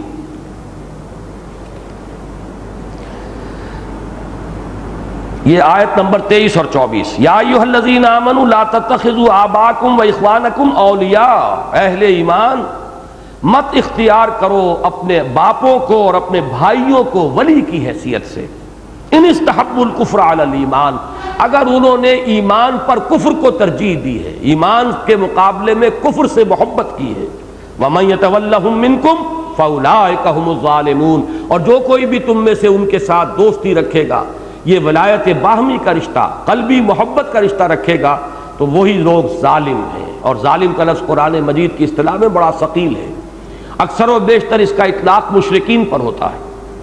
اب دیکھیے وہ آیت آ گئی، قل کہہ دیجئے نبی، ان کان آباؤکم وابناؤکم واخوانکم وازواجکم وعشیرتکم، یہ بالکل سورہ مجادلہ کی آخری آیت اور یہ سورہ توبہ کی آیت ہم وزن ہے، لیکن وہاں روئے سخن کن سے تھا؟ نصارہ سے، مدینے کے انصار سے، اور روکا گیا تھا یہود کی دوستی سے۔ یہاں روئے سخن کن کی طرف ہے؟ مہاجرین کی طرف، اور روکا جا رہا ہے قریش کی دوستی سے، اور وہاں جو رشتہ داریاں ہیں اور تعلقات ہیں ان کو برقرار رکھنے سے۔ کہہ دیجئے کہ اگر تمہیں اپنے باپ اور اپنے بیٹے اور اپنے بھائی اور اپنی بیویاں اور اپنے رشتہ دار اور وہ مال جو تم نے جمع کیے ہیں اور وہ تجارت جس کا تمہیں کساد کا اندیشہ رہتا ہے اور وہ مکان جو تم نے بنائے ہیں، اگر یہ محبوب تر ہیں اللہ سے اور اس کے رسول سے اور اللہ کی راہ میں جہاد کرنے سے، فَتَرَبَّصُوا حَتَّىٰ يَأْتِيَ اللَّهُ بِأَمْرِهِ، تو جاؤ انتظار کرو یہاں تک کہ اللہ تعالیٰ اپنا فیصلہ سنا دے، اور اللہ ایسے لوگوں کو واللہ لا يهدي القوم الفاسقین، ایسے فاسقوں کو ہدایت نہیں دیتا۔ اس کا ہم مضمون ہے معاملہ کہ جو سورہ ممتحنہ کا ہے، اس لیے کہ سورہ ممتحنہ کا بھی زمانہ نزول بالکل وہی ہے جو سورہ توبہ کے ان دو رکوعوں کا ہے، دوسرے اور تیسرے رکوع کا۔ یہ صلح حدیبیہ کے بعد اور فتح مکہ سے قبل نازل ہوئی، اور اس کا جو پس منظر ہے ان آیات کا جو آج ہم پڑھ رہے ہیں وہ ایک خاص واقعہ ہے۔ وہاں تو یہ فرمایا گیا کہ اقدام سے کیوں ہچکچا رہے ہو، یہ سورہ توبہ کی آیات میں۔ یہاں ایک واقعہ پیش آ گیا کہ جب حضور صلی اللہ علیہ وسلم نے تیاری شروع کر دی، صلح حدیبیہ توڑی تھی، خود حلیف تھے قریش کے قبیلہ، قریش نے خود نہیں توڑی تھی، قریش کا حلیف ایک قبیلہ تھا، اس نے توڑ دی۔ اب ظاہر بات ہے مسلمانوں کا ایک حلیف قبیلہ تھا، اس پر اس نے حملہ کیا۔ اب حضور صلی اللہ علیہ وسلم نے ان کے سامنے آپشن رکھی کہ یا تو مجرموں کو ہمارے حوالے کرو یا خون بہا ادا کرو یا ان سے تعلق توڑ لو، تمہارا حلیفی کا رشتہ پھر ہم اسے نبٹ لیں گے۔ قریش اس کے لیے تیار نہیں ہوئے، انہوں نے کہا صلح ہماری ختم۔ اب جب صلح ختم ہو گئی تو حضور صلی اللہ علیہ وسلم نے اب فائنل جو ہے، فائنل اسالٹ کہہ لیجئے، فائنل اقدام کہہ لیجئے، قریش کے خلاف آخری اقدام کے لیے تیاریاں شروع کر دی۔ اب جب یہ تیاریاں شروع ہوئی تو بعض وہ صحابہ جن کے رشتہ دار وہاں تھے، ان کے اہل و عیال وہاں تھے، اب انہیں اندیشہ ہوا کہ کوئی بہت بڑی خوریزی ہو سکتی ہے، اور خوریزی ہوگی تو وہ گندم کے ساتھ گھن بھی پس جائے گا۔ جو وہاں پر ہمارے رشتہ دار ہیں، اہل و عیال ہیں، ان میں جیسا کہ ہم پڑھ چکے ہیں، یہ سورہ فتح کے اندر مضمون آ چکا، بعض اہل ایمان بھی تھے، ایسے ضعیف اہل ایمان کہ یا تو ان کے اندر اتنی ہمت اور جرت نہیں تھی کہ وہ ہجرت کر لیں، یا ان کے لیے ممکن ہی نہیں تھا، نہ انہیں راستہ معلوم، نہ ان کے پاس کوئی سفر کے ذرائع موجود، تو اس کی وجہ سے وہ ہجرت کرنے سے قاصر تھے۔ تو یہ مختلف ملے جلے جو ہے احساسات تھے بعض مسلمانوں کے۔ اب ان میں سے بہت سے تو مسلمان وہ تھے کہ جن کے قبیلے وہاں تھے، انہیں یہ اندازہ تھا کہ ایک قبائلی عصبیت ہوتی ہے، تو ہمارے اہل عیال کو وہاں جو قبائلی تعلق ہے اس کی وجہ سے انہیں ایک پروٹیکشن حاصل ہو جائے گا۔ حضرت حاتب ابن ابی بلتع ایک صحابی ہیں اور بدری صحابی ہیں۔ ان کا معاملہ یہ تھا کہ وہ قرشی نہیں تھے، بلکہ جیسے کہ مکے میں کچھ اور لوگ آ کر آباد ہو گئے مختلف مواقع پر قریش کے حلیف ہو کر، ویسے ہی ان کا خاندان بھی تھا۔ جیسے کہ میں نے آج ذکر کیا ہے، حضرت عمار ابن یاسر اور حضرت یاسر اور حضرت سمیہ یہ بھی قرشی نہیں تھے، یہ بھی حضرت یاسر آئے تھے یمن سے اور آ کر آباد ہوئے تھے مکے میں، اور وہ بھی حلیف تھے قریش کے۔ اسی طرح حضرت حاتب ابن ابی بلتع کا خاندان تھا۔ اب یہ جب ایمان لے آئے اور مہاجر ہو کر آ گئے مدینے میں، تو ان کا خاندان وہیں رہا۔ ظاہر بات ہے کسی خاندانی پروٹیکشن کا وہاں کوئی سوال نہیں تھا ان کے اہل و عیال کے لیے۔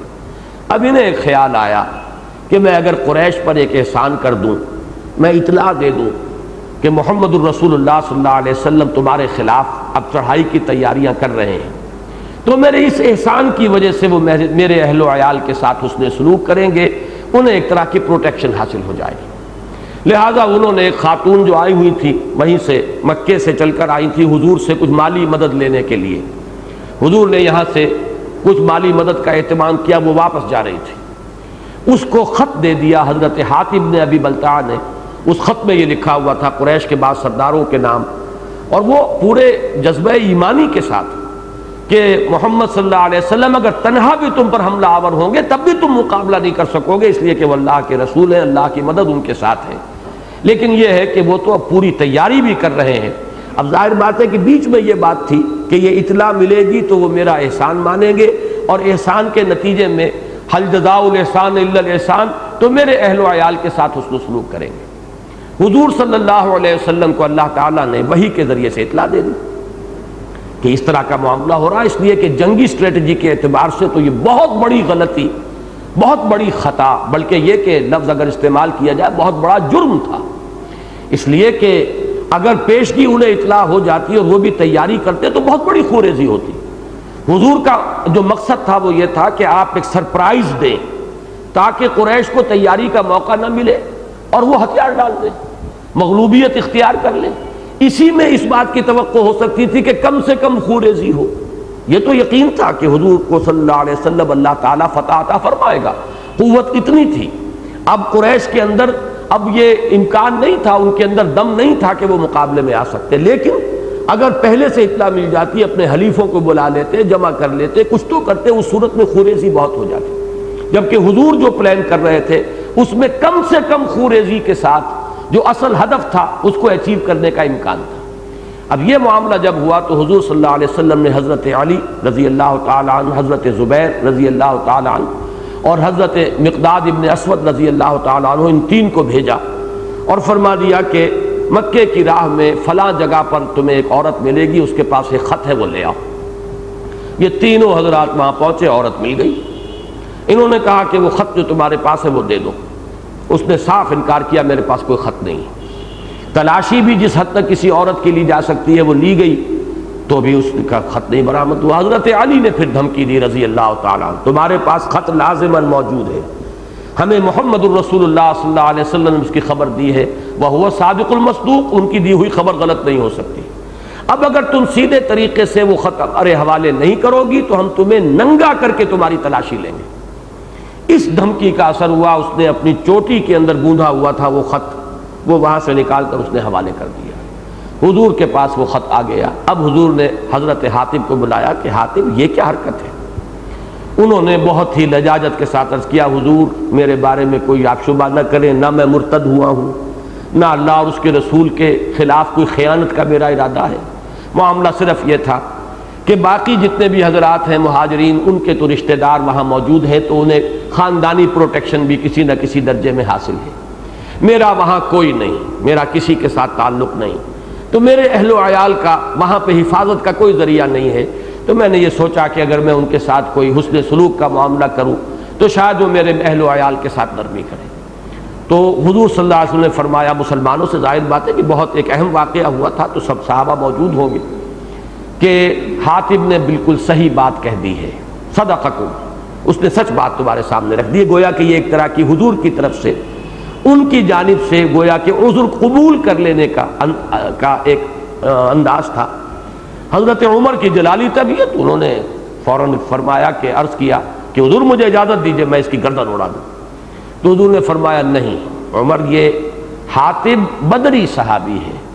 اور کیا عجب، یہ مختلف الفاظ مختلف روایات میں آتے ہیں جن کا حاصل یہ کیا عجب کہ اللہ تعالیٰ نے جو بدر کے اندر شریک تھے لوگ، ان کے تو اگلے پچھلے سارے گناہ معاف کر دیے. بہرحال اس کے بعد صراحت نہیں ملتی کہ آیا حضور نے کوئی تنبیہ بھی کی یا نہیں، کوئی سزا دی یا نہیں دی. جیسے کہ حضرت کعب ابن مالک کو سزا دی گئی ہے جس کا ذکر سورہ توبہ میں ہے، 50 دن کا مقاطعہ ہوا. اس طرح کا بھی کوئی ذکر موجود نہیں ہے، لیکن یہ کہ یہ واقعہ ہے پس منظر میں.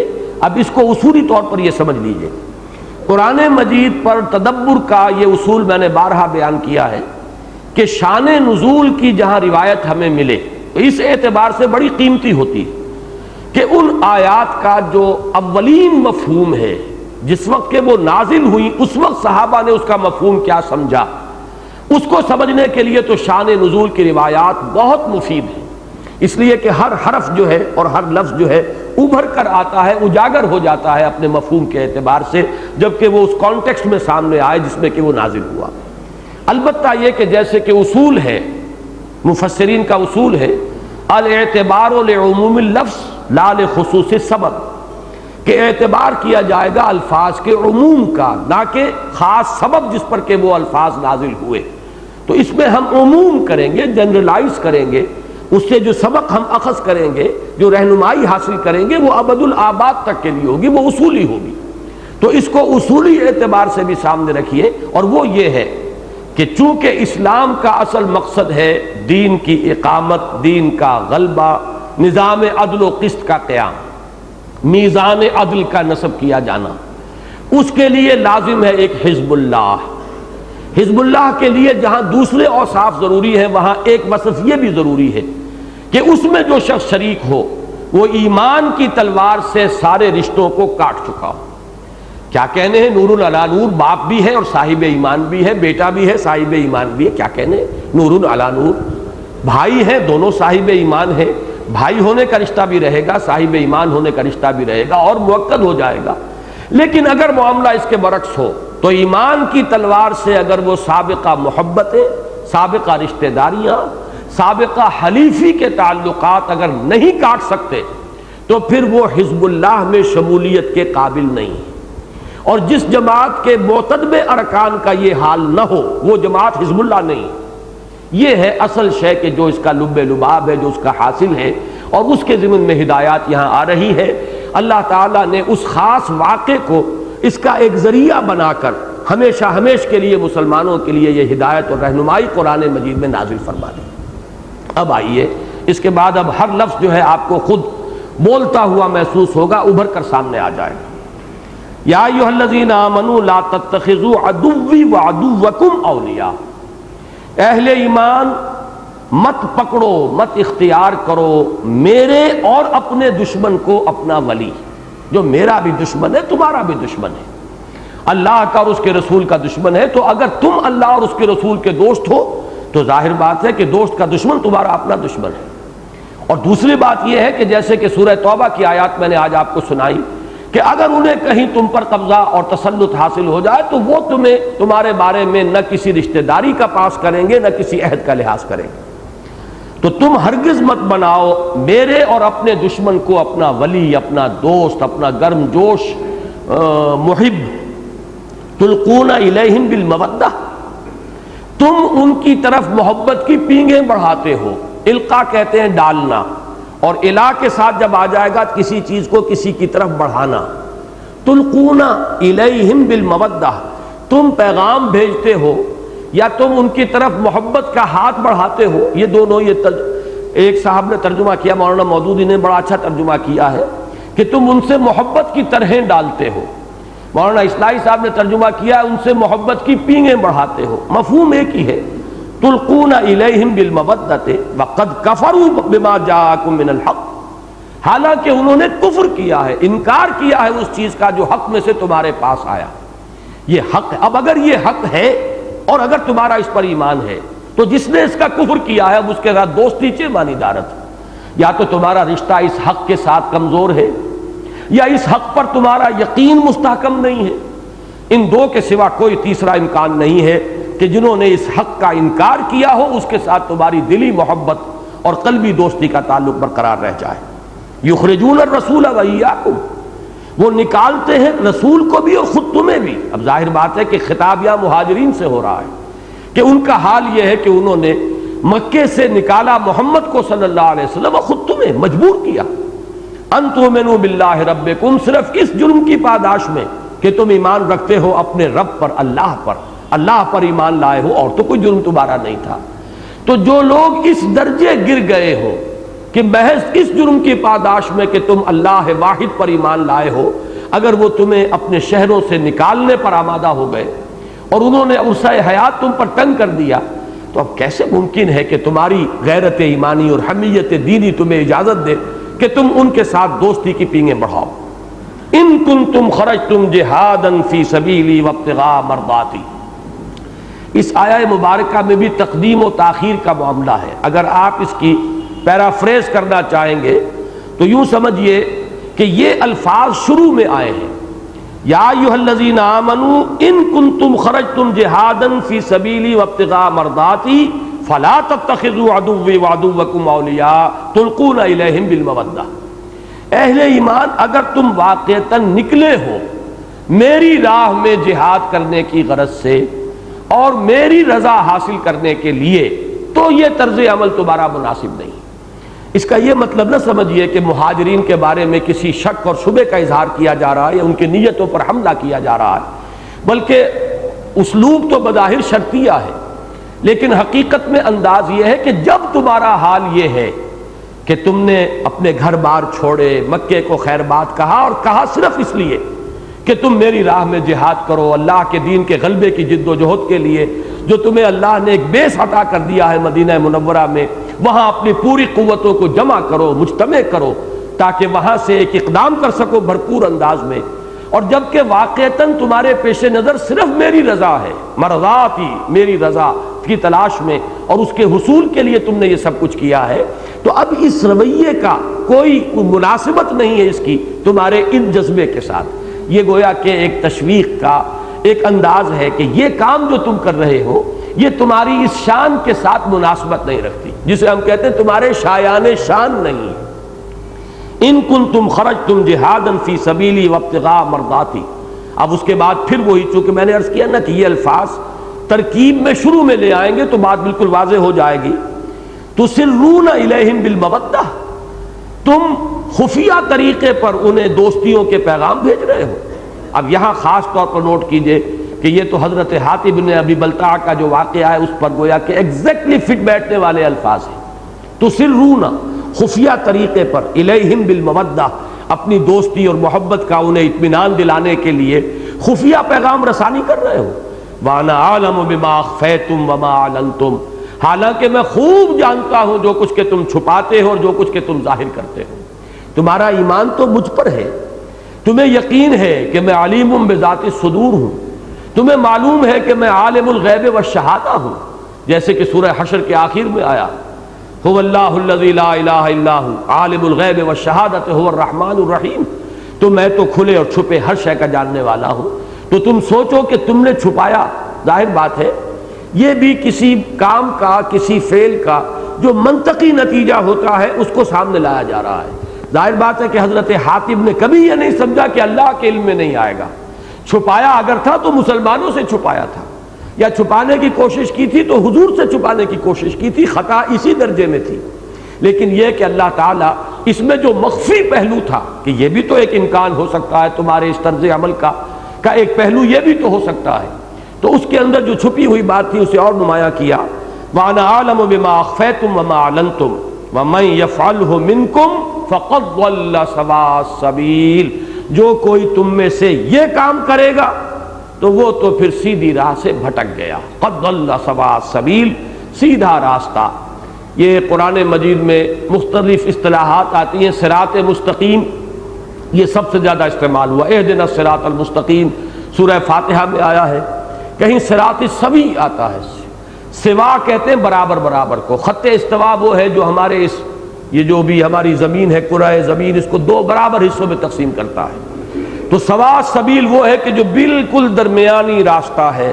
اسی کو قصد السبیل بھی کہا گیا ہے، درمیانی راستہ. تو صراط السوی، سوا سبیل، قصد السبیل، صراط مستقیم، یہ سب در حقیقت ایک ہی اس درمیانی اور سیدھے راستے کی تعبیر کے لیے الفاظ ہیں. تو فرمایا کہ جو کوئی یہ کام کرے گا وہ پھر اس سوا سبیل سے بھٹک گیا، اس کے قدم جو ہے اس سے ڈگمگا گئے. ان یثقفوکم، اے مسلمانوں، یہ بالکل وہ مضمون آ رہا ہے جو سورہ توبہ کی آیات میں میں آپ کو سنا چکا ہوں. اور میں نے عرض کیا تھا سورہ توبہ کی وہ آیات اور سورہ ممتحنہ کی یہ آیات یہ اس اعتبار سے بہت ایک دوسرے کے مفہوم پر روشنی ڈالنے والی ہے کہ دونوں کا زمانہ نزول ایک ہے، دونوں میں اصل خطاب مہاجرین سے ہے، اور دونوں کو روکا گیا ہے مشرکین مکہ ان کے لوگوں کے ساتھ کسی دوستی اور محبت کے تعلق کو قائم رکھنے سے. ان یثقفوکم، اگر وہ تمہیں پا جائیں کہیں، جیسے کہ وہاں فرمایا کہ اگر وہ تم پر غلبہ پا جائیں، قابو پا جائیں، یکونوا لکم اعداء، وہ تو تمہارے دشمن ہوں گے، تمہارے پر جو بھی وہ اپنی دشمنی نکال سکیں گے نکالیں گے. وَيَبْسُطُوا إِلَيْكُمْ أَيْدِيَهُمْ، اور وہ اپنے ہاتھ بڑھائیں گے تمہاری طرف، یعنی تمہیں ضرر پہنچانے کے لیے، نقصان پہنچانے کے لیے. وہ اپنے ہاتھ جو ہے روکیں گے نہیں بلکہ ہاتھ بڑھائیں گے. وَأَلْسِنَتَهُمْ، اپنی زبانیں بھی کھول دیں گے تمہیں تکلیف پہنچانے کے لیے، کوہ پہنچانے کے لیے، ذہنی اذیت پہنچانے کے لیے. بالسوء، برائی کے ساتھ اپنی زبانوں کو بھی کھلا چھوڑ دیں گے اور برے ارادے کے ساتھ اپنے ہاتھ بھی آگے بڑھائیں گے. وَوَدُّوا لَوْ تَكْفُرُونَ، اور وہ تو اس پر تلے ہوئے ہیں، ان کی تو آخری کوشش یہی ہے کہ تمہیں بھی وہ کفر کے راستے پر لے آئیں، تمہیں مرتد کر لیں. دیکھیے اس سے جڑ گیا وہ ربط اس کا جو سورہ مائدہ کی آیات میں نے آپ کو سنائی. یا ایھا الذین آمنوا من یرتد منکم عن دینہ، ان کے ساتھ اگر تم نے محبت کے رشتے رکھے تو گویا کہ یہ بھی ارتداد کی طرف ایک راستہ ہے، یہ پوٹینشل ڈینجر ہے کہ یہ تمہیں اس راستے سے یہ پھر ارتداد کے راستے کی طرف لے آئیں گے. لن تنفعکم ارحامکم ولا اولادکم، ہرگز تمہیں کوئی نفع نہیں پہنچائیں گے، نہ تمہارے رحمی رشتے. یہ رحمی رشتے ہیں بہن بھائی جو ہے والدین پر جا کر جڑ جاتے ہیں رحمی رشتے میں. پھر یہ کہ چچا زاد تایا زاد بھائی یہ جو ہے دادا دادی پر جا کر رحمی رشتے میں منسلک ہو جاتے ہیں. تو کنبے، قبیلے، رشتہ داریاں، یہ سب کیا ہیں؟ یہ رحمی رشتے ہیں. لن تنفعکم ارحامکم، نہ تو تمہیں تمہارے رحم فائدہ پہنچائیں گے یعنی رحمی رشتے. ولا اولادکم، اور ان میں سب سے زیادہ جو مضبوط رشتہ شمار ہوتا ہے اولاد کا، نہ تمہیں تمہاری اولاد کوئی فائدہ پہنچا سکے گی یوم القیامہ، قیامت کے دن. یہ یوم القیامہ یہاں پر آیا ہے اس انداز میں جسے معانقہ کہتے ہیں قرآن مجید کی اصطلاح میں. اس سے پہلے بھی آپ دیکھیں گے 3 نقطے لگے ہوئے ہیں، اور قیامہ کے بعد بھی جیم پر 3 نقطے ہیں. یہ علامت ہوتی ہے اس بات کی کہ یوم القیامہ جو ہے سابق کے ساتھ بھی جڑ سکتا ہے، اور یوم القیامہ جو ہے آگے جو آ رہا یفصل بینکم اس کے ساتھ بھی جڑ سکتا ہے. یعنی اس آیت کو پڑھنے کے 2 طریقے ممکن ہیں. لن تنفعکم ارحامکم ولا اولادکم یوم القیامہ، یفصل بینکم، یفصل بینکم علیحدہ ہو جائے گا. اور دوسرا طریقہ یہ ہوگا لن تنفعکم ارحامکم ولا اولادکم یوم القیامت یفصل بینکم. تو یوم القیامت دونوں کے ساتھ جڑ سکتا ہے. قیامت کے دن نہ تمہارے رحمی رشتے تمہیں فائدہ پہنچائیں گے، نہ تمہاری اولاد تمہارے حق میں مفید ہوگی. یا یوں کہیے کہ قیامت کے دن وہ تمہارے درمیان فیصلہ کر دے گا. یوم القیامت یفصل بینکم. اور یہاں 2 ترجمے کیے گئے، دونوں صحیح ہیں. فصل کے معنی فیصلہ کرنا بھی ہے، فصل خصومات، مقدمے کا فیصلہ کرنا، جھگڑوں کا فیصلہ کرنا، اور فصل جو ہے علیحدہ کر دینا بھی ہے. تو یفصل بینکم، اللہ تعالیٰ جدائی ڈال دے گا تمہارے مابین. یہ ساری محبتیں یہیں دھری رہ جائیں گی. الاخلاء بعضهم، جو قریب ترین دوست ہیں اس دنیا میں وہ ایک دوسرے کے دشمن ہو جائیں گے، الا المتقون، سوائے متقیوں کے. تو یہ محبتیں، یہ رشتے، یہ دوستیاں، یہ حلیفی کے تعلقات، یہ سارے کے سارے جو ہے یہیں پر ختم ہو جائیں گے. قیامت کے دن جو ہے وہ تو جدائی پڑ جائے گی. جیسے کہ دو مقامات پر سب سے زیادہ لرزا دینے والے انداز میں یہ مضمون آیا ہے.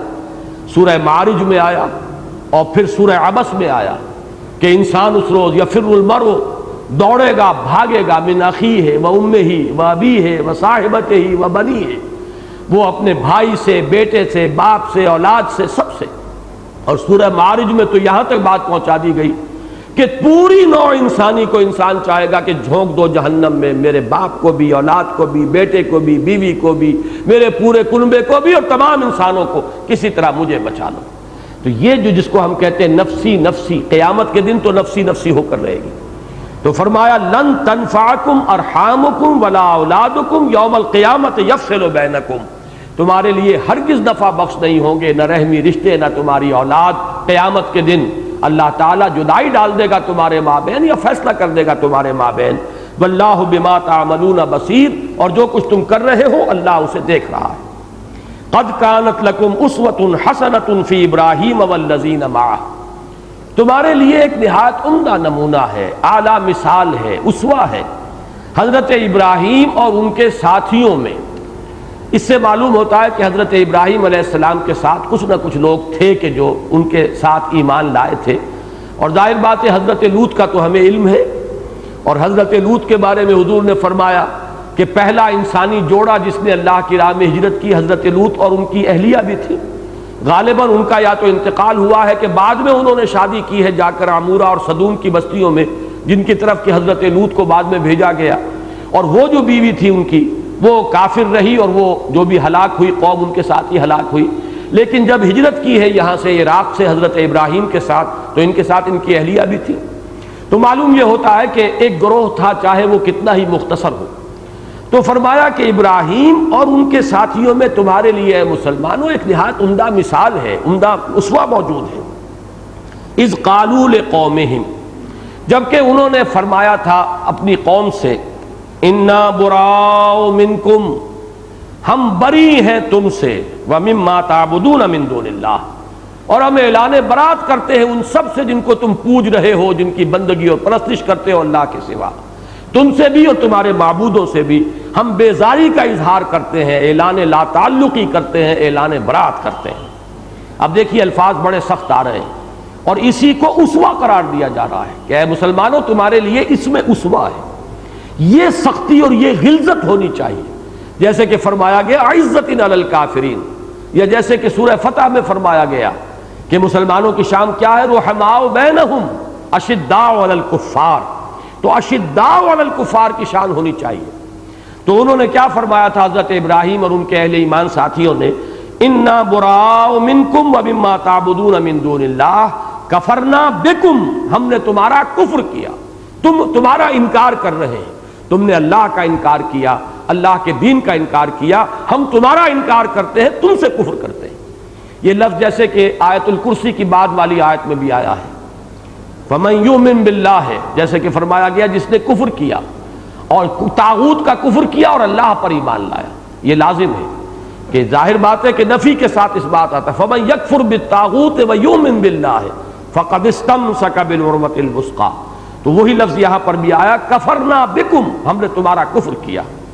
وَبَدَا بَيْنَنَا وَبَيْنَكُمُ الْعَدَاوَةُ وَالْبَغْضَاءُ أَبَدًا، اب ہمیشہ کے لیے ہمارے اور تمہارے درمیان دشمنی اور بغض جو ہے پیدا ہو گیا ہے. یہ الفاظ بڑے ثقیل ہیں، یہ اسی لیے تاکہ اصل حقیقت واضح ہو جائے کہ صرف یہ نہیں کہ محبت ہو، محبت سے آگے بڑھ کر بات ہے، ان سے نفرت ہو، ان سے عداوت ہو، ان سے بغض ہو. جب تک کہ یہ شکل پیدا نہیں ہوتی اسوہ ابراہیمی پر تمہارا عمل نہیں ہوگا. کہ نہ صرف یہ کہ ان کے ساتھ محبت کے رشتے کٹ جائیں، بلکہ جب وہ کفر کو انہوں نے پسند کیا، انہوں نے جب اللہ اس کے رسول کا دشمن بننا گوارا کیا، تو اب وہ تمہیں محسوس ہو کہ وہ تمہارے دشمن ہیں. جب تک کہ تمہارے اور ان کے درمیان یہ عداوت اور بغض کا رشتہ قائم نہیں ہوگا، اسوہ ابراہیمی پر عمل نہیں ہوگا. پھر ذرا نوٹ کیجئے الفاظ، جیسا کہ میں نے عرض کیا اس موضوع پر یہ قرآن مجید کا کلائمیکس ہے، نقطہ عروج ہے. یہ سختی اور یہ انداز آپ کو کہیں اور نہیں ملے گا. قد کانت لکم اسوۃ حسنۃ فی ابراہیم والذین معہ، اذ قالوا لقومهم انا براء منكم ومما تعبدون من دون الله كفرنا بكم وبدا بيننا وبينكم العداوة والبغضاء ابدا، ہمیشہ کے لیے اب تمہارے اور ہمارے درمیان دشمنی اور بغض پیدا ہو گئی، حتی تؤمنوا باللہ وحدہ، یہاں تک کہ تم اللہ واحد پر ایمان لاؤ، اس کی توحید کا اقرار کرتے ہوئے۔ اس لیے کہ ہماری دشمنی کوئی ذاتی دشمنی ہے نہیں ہے، یہ دشمنی ہے اللہ اور اس کے رسول کی وجہ سے۔ الحب فی اللہ والبغض فی اللہ، محبت ہے تو اللہ کے لیے اور دشمنی ہے تو اللہ کے لیے۔ من اعطى للہ ومنع للہ واحب للہ وابغض للہ فقد استکمل الایمان، جس نے محبت کی تو اللہ کے لیے کی اور دشمنی رکھی تو اللہ کے لیے رکھی، اور کسی کو کچھ دیا تو اللہ کے لیے دیا اور کسی سے کچھ روکا تو اللہ کے لیے روکا، اس شخص نے اپنے ایمان کی تکمیل کر لی۔ اللہم ربنا اجعلنا منہم، اللہ تعالی ہمیں ان لوگوں میں شامل ہونے کی توفیق عطا فرمائے۔ تو فرمایا جب تک کہ تم اللہ واحد پر اور اس کی توحید کا اقرار کرتے ہوئے ایمان نہیں لاؤ گے، اب تم سے محبت کا رشتہ تو درکنار، اب تو ہمارے اور تمہارے درمیان دشمنی ہے، بغض ہے، عداوت ہے۔ الا قول ابراہیم، سوائے ابراہیم کے ایک قول کے۔ اب یہ الا جو آیا ہے استثناء، اس کے بارے میں دو آ رہا ہے۔ ایک تو یہ کہ اسوہ ابراہیمی میں ایک بات ایسی ہے مسلمانوں، وہ تمہارے لیے اسوہ نہیں قرار پائے گی۔ وہ ابراہیم کی طبیعت میں بہت حلم تھا، بہت نرمی تھی، بہت رقت تھی، لہذا اس سے ایک معاملہ ہو گیا، ہم نے اسے معاف کیا، لیکن یہ کہ تم یہ جان لو کہ اس کا یہ پہلو جو ہے تمہارے لیے اسوہ نہیں ہے۔ بعض حضرات نے رائے دی ہے کہ یہ استثناء ہے ان کی جو اعلان برات تھا، حضرت ابراہیم نے جو اپنی قوم سے اور اپنے والد سے جو اعلان برات کیا تھا، یہ گویا کہ اس میں ایک استثناء ہے۔ بہرحال یہ دونوں مفہوم جو ہے جہاں تک اصل مدعا ہے اس کے اعتبار سے کوئی فرق واقع نہیں ہوتا، کہ ایک چیز البتہ ایسی ہوئی حضرت ابراہیم سے، اور وہ کیا ہے؟ الا قول ابراہیم لابیہ لاستغفرن لک۔ حضرت ابراہیم نے، جیسے کہ سورہ مریم میں تفصیل سے آیا ہے، جب والد نے حکم دیا کہ میرے گھر سے نکل جاؤ، واہجرنی ملیہ، نکل جاؤ یہاں سے، میری نگاہوں سے دور ہو جاؤ، تو وہاں سے چلتے ہوئے حضرت ابراہیم نے یہ کہا تھا کہ میں آپ کے لیے استغفار کروں گا اللہ تعالیٰ سے، انہ کان بی حفیہ، وہ مجھ پر بڑا مہربان ہے، میں استغفار کروں گا۔ یہ استغفار حضرت ابراہیم علیہ السلام کرتے رہے اپنے والد کے لیے، لیکن ایک مقام پر قرآن مجید میں سورہ توبہ میں یہ مضمون بھی آ چکا ہے، چونکہ سورہ توبہ کا یہ مضمون ہے مستقل، جیسا کہ میں نے آپ کو بتایا، تو یہ مضمون بھی سورہ توبہ میں ہے کہ آخر کار جب حضرت ابراہیم کو یہ معلوم ہو گیا کہ میرا باپ تو اللہ کا دشمن ہے، انہیں توقع رہی ہوگی اللہ تعالیٰ ہدایت دے دے۔ استغفار کا مطلب یہ بھی تو ہو سکتا ہے کہ اللہ میرے باپ کو ہدایت دے دے، اسے ایمان کی توفیق عطا فرما، لیکن بہرحال اس کے باوجود اللہ تعالیٰ نے حضرت ابراہیم کے اس معاملے کو ایک طرح کی کمزوری شمار کیا ہے، اگرچہ کنڈون کیا ہے کہ یہ ان کی حد سے بڑی ہوئی رقت، حد سے بڑی ہوئی رافت، حد سے بڑی ہوئی نرمی تھی طبیعت کی، جس کی وجہ سے ان سے یہ کام ہو گیا۔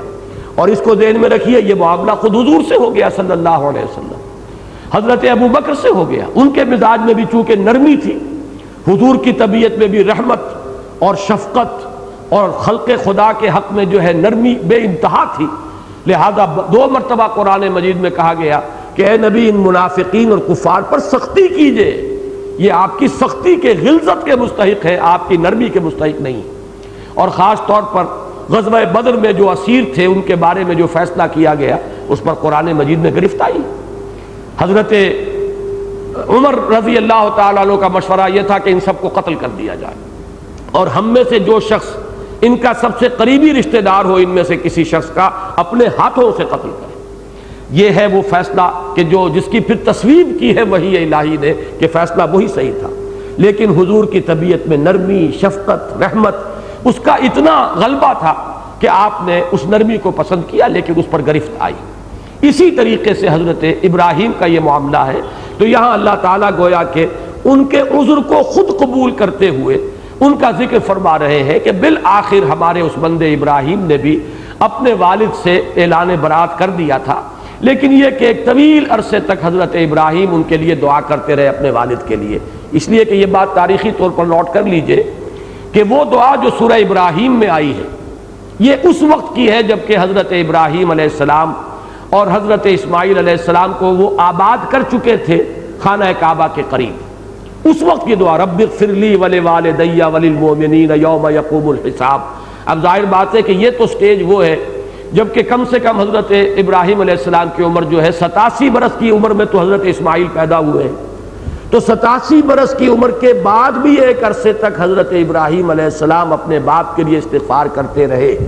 اب اس کے بعد وہ کون سی سٹیج آئی ہے جس کے بعد کہ انہوں نے یہ فیصلہ کر لیا جس کا سورہ توبہ میں ذکر ہے کہ جب ان پر یہ بات پوری طرح منکشف ہو گئی کہ وہ تو اللہ کا دشمن ہے اور کسی صورت میں بھی وہ ایمان لانے والا نہیں ہے، تب انہوں نے ان سے اپنے باپ سے برات کی، تبرأ منہ، تو حضرت ابراہیم نے اپنے باپ سے بھی برات کا اعلان کیا۔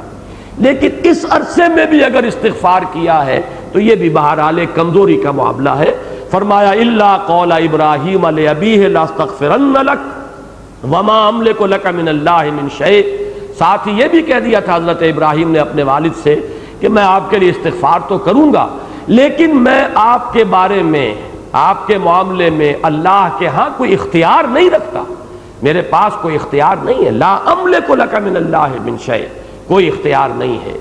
اب یہاں پہ ایک تو بہت ہی عمدہ یہ مقام ہے اس پہلو سے کہ شفاعت کی اصل حقیقت واضح ہو جائے۔ استغفار بھی شفاعت ہے، معافی چاہنا کسی کے لیے یہ شفاعت ہے، لیکن شفاعت کا معاملہ یہی ہے کہ میں شفاعت تو کروں گا، میں نے تمہارے لیے استغفار کا وعدہ کیا، میں استغفار کروں گا، لیکن لا وما املک لک من اللہ من شیء، مجھے کوئی اختیار حاصل نہیں ہے اللہ کے ہاں تمہارے معاملے میں۔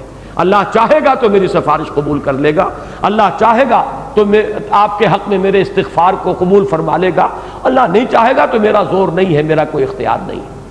بالکل یہی وہ الفاظ ہیں جو حضور کے اس خطبے میں آتے ہیں جو ایک مرتبہ آپ نے اپنے قریبی عزیز خواتین کو جمع کر کے خطبہ دیا تھا۔ یا صفیۃ عمۃ رسول اللہ انقذی نفسک من النار فانی لا املک لک من اللہ شیئا، اے صفیہ اللہ کے رسول کی پھپھی، خود اپنے آپ کو جہنم کی آگ سے بچانے کی فکر کرو، اس لیے کہ مجھے کوئی اختیار حاصل نہیں ہوگا تمہارے بارے میں اللہ کے ہاں۔ یا فاطمہ بنت محمد صلی اللہ علیہ وسلم، اے فاطمہ محمد کی لخت جگر رضی اللہ تعالی عنہا وصلی اللہ علیہ وسلم، انقذی نفسک من النار فانی لا املک لک من اللہ شیئا، اپنے آپ کو آگ سے بچانے کی فکر کرو، کوشش کرو جہنم سے چھٹکارا پانے کے لیے اپنے ایمان اور اپنے عمل صالح کے اندر زیادہ سے زیادہ جو ہے کوشش کرو، اس لیے کہ مجھے کوئی اختیار حاصل نہیں ہوگا قیامت کے دن تمہارے بارے میں۔ ربنا علیک توکلنا، اب یہاں حضرت ابراہیم اور ان کے ساتھیوں کی دعا ہے جو یہاں نقل کی گئی، گویا کہ مسلمانوں کو تلقین کی جا رہی ہے کہ یہ دعا تمہیں مانگنی چاہیے۔ اسوہ ابراہیمی یہ ہے، اے پروردگار ہم نے تجھ پر توکل کیا، ہمارا سارا بھروسہ تیری ذات پر ہے، ہمارا کل توکل تجھ پر ہے، وَإِلَيْكَ أَنَبْنَا، اور تیری ہی جناب میں ہم نے رجوع کیا، انابت کی روش اختیار کی، وَإِلَيْكَ الْمَصِيرُ، اور پروردگار تیری ہی طرف ہمیں لوٹنا ہے، تیرے ہی حضور میں حاضر ہونا ہے، تیری ہی بارگاہ میں پیش ہونا ہے۔ ربنا لا تجعلنا فتنة للذین کفروا، اور اے رب ہمارے ہمیں کافروں کے لیے فتنہ نہ بنا دیجو، یعنی کافروں کا تختہ مشق نہ بنا دیجو، ان کو جانچنے کے لیے پرکھنے کے لیے تو ہمیں ان کے لیے تختہ مشق بنا دے، جیسے کہ کفار جو مکے میں کرتے رہے تھے، حضرت بلال کو مار رہا ہے امیہ ابن خلف، تو گویا کہ حضرت بلال کو اللہ تعالیٰ نے امیہ ابن خلف کے لیے ایک فتنہ بنا دیا ہے کہ بلال کے ذریعے سے پرکھا جا رہا ہے امیہ ابن خلف کو کہ معلوم ہو جائے اس میں کتنی خباثت ہے، وہ ساری خباثت باہر نکل آئے، لیکن یہ کہ حضرت بلال پر تو وہ سختی پڑ رہی ہے۔ یا جیسے کہ آل یاسر کا میں نے ذکر کیا، ابو جہل کو اللہ تعالیٰ نے گویا کہ چھوٹ دی ہوئی تھی، جس طرح چاہ رہا تھا ستا رہا تھا، اور دو کو تو شہید کر دیا، حضرت یاسر کو بھی اور حضرت سمیہ کو بھی رضی اللہ تعالیٰ عنہما۔ تو گویا کہ اس کے خبث باطن کے ظہور کے لیے اللہ تعالیٰ نے ان میاں بیوی کو گویا کہ ایک ذریعہ بنا دیا تھا۔ یہ ہے مفہوم اس کا، لا تجعلنا فتنة للذین کفروا، ان کافروں کو ہمارے اوپر ظلم و ستم کی اجازت نہ دے، اے اللہ ان کے خبث باطن کو ظاہر ہونے کے لیے وہ ہمیں ذریعہ نہ بنا کہ ثابت ہو جائے کہ ان کے اندر کتنی خباثت چھپی ہوئی ہے۔ واغفر لنا ربنا، اور اے رب ہمارے ہمیں بخش دے، ہماری خطاؤں سے درگزر فرما، انک انت العزیز الحکیم، یقیناً تو ہی ہے زبردست اور کمال حکمت والا۔ العزیز وہ ہستی جس کا اختیار مطلق ہے، جس کے اختیارات پر کوئی تحدید نہیں، کوئی پابندی نہیں، اور الحکیم جس کی حکمت کامل ہے، یعنی جس کا اختیار استعمال ہوتا ہے حکمت کے ساتھ، الٹپ نہیں ہوتا بلکہ حکمت کے ساتھ استعمال ہوتا ہے۔ لقد کان لکم فیہم اسوۃ حسنہ، اے لوگو، اے اہل ایمان، تمہارے لیے ان میں، ان کی ذات میں، ان کی روش میں، ان کے رویے میں ایک نہایت عمدہ مثال ہے، اسوہ ہے۔ لیکن یہاں نوٹ کیجئے یہ وہی الفاظ آئے ہیں جو سورہ احزاب میں آئے ہیں، وہ مشہور آیت لقد کان لکم فی رسول اللہ اسوۃ حسنۃ لمن کان یرجو اللہ والیوم الآخر وذکر اللہ کثیرا۔ محمد الرسول اللہ صلی اللہ علیہ وسلم کی ذات اور شخصیت میں اے اہل ایمان تمہارے لیے نہایت عمدہ مثال اور نمونہ ہے، لیکن کس کے لیے؟ اس کے لیے جو اللہ پر یقین رکھتا ہو اور یوم آخر پر یقین رکھتا ہو، امیدوار ہو یوم آخر کا۔ یہ بالکل ایسی ہی بات ہے جیسے قرآن مجید کے بارے میں فرمایا ھدی للناس، تمام انسانوں کے لیے ہدایت ہے، لیکن ھدی للمتقین، صرف ان لوگوں کے لیے ہدایت ہے جن کے دل میں کوئی خدا ترسی موجود ہے۔ یعنی اپنی جگہ تو اس میں ہدایت کاملہ ہے تمام انسانوں کے لیے، جو پڑھے لکھے ہوں ان کے لیے بھی اور نہ پڑھے لکھے ہوں ان کے لیے بھی، عوام کے لیے بھی، خواص کے لیے بھی، بڑے بڑے حکماء اور فلاسفہ کے لیے بھی، اور کاشتکاروں اور مزدوروں کے لیے بھی، آج کے انسان کے لیے بھی اور آج سے 1400 برس پہلے کے انسان کے لیے بھی، اور اگر دنیا کی زندگی ابھی ہے تو آج سے 1000 برس کے بعد کے انسان کے لیے بھی، سب کے لیے ہدایت کاملہ اس قرآن میں ہے۔ لیکن اس کی ہدایت سے فائدہ کون اٹھائے گا؟ صرف وہی جس میں تقویٰ کی کوئی نہ کوئی رمق ہے، جو کہ اللہ تعالیٰ کا کسی درجے میں اپنے دل میں کوئی پاس رکھتا ہے، کوئی خیال ہے اسے اللہ کے حضور میں حاضری کا، تو عملاً مفید اسی کے حق میں ہے قرآن مجید۔ اسی طرح حضور کی ذات میں اسوہ کاملہ ہے ابد الآباد تک کے لیے، لیکن کس کے لیے؟ لمن کان یرجو اللہ والیوم الآخر، اس کے لیے جو اللہ کا بھی امیدوار ہے اور یوم آخر کا بھی امیدوار ہے، اللہ سے ملاقات کا امیدوار، اللہ کی رحمت کا امیدوار، اللہ کی مغفرت کا امیدوار، اور یوم آخر کا امیدوار کہ وہ دن آ کر رہے گا۔ میں نے عرض کیا یہی الفاظ وہاں آئے لقد کان لکم فی رسول اللہ اسوۃ حسنۃ لمن کان یرجو اللہ والیوم الآخر، یہاں بھی لقد کان لکم فیہم اسوۃ حسنۃ لمن کان یرجو اللہ والیوم الآخر ومن یتول فإن اللہ ھو الغنی الحمید۔ اور جو پیٹھ موڑ لے، اتنی باتوں کی وضاحت کے بعد اس مضمون پہ، جیسا کہ میں نے عرض کیا یہ حرف آخر ہے، یہ مقام، یہ کلائمیکس ہے، یہ چوٹی ہے۔ فرمایا اس کے بعد بھی اگر روگردانی کوئی کرے گا، اس کے بعد بھی اس کے مخالف کوئی روش اختیار کرے گا، اس کے برعکس کوئی رویہ اختیار کرے گا، فرمایا فإن اللہ ھو الغنی الحمید، تو اللہ تعالیٰ تو غنی اور حمید ہے۔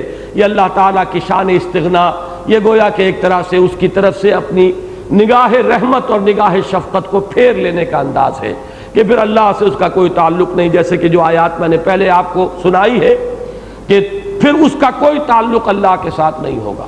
فَإِنَّهُ مِنْهُمْ، جو ان کے ساتھ دوستی کرے گا پھر وہ انہی میں سے شمار ہوگا۔ وہی انداز یہاں فَإِنَّ اللَّهَ هُوَ الْغَنِيُّ الْحَمِيدُ، تو اللہ تو غنی اور حمید ہے، اسے کسی کی احتیاج نہیں، کوئی اس کی بات مانے نہ مانے، اس کے سلطنت میں کوئی کمی نہیں آئے گی۔ جیسے کہ ایک حدیث میں بڑے پیارے الفاظ آئے، حدیث قدسی ہے کہ اے میرے بندو، ان کان اولکم وآخرکم، اگر تمہارے اول اور آخر اور جن و انس جو سب سے زیادہ کوئی متقی ہو سکتا ہے اتنے متقی ہو جائیں۔ میں کہا کرتا ہوں کہ اگر سب کے سب ابو بکر بن جائیں رضی اللہ تعالی عنہ، تب بھی اللہ نے فرمایا کہ میری سلطنت میں کوئی اضافہ نہیں ہوگا، کوئی بال بر اضافہ نہیں ہوگا۔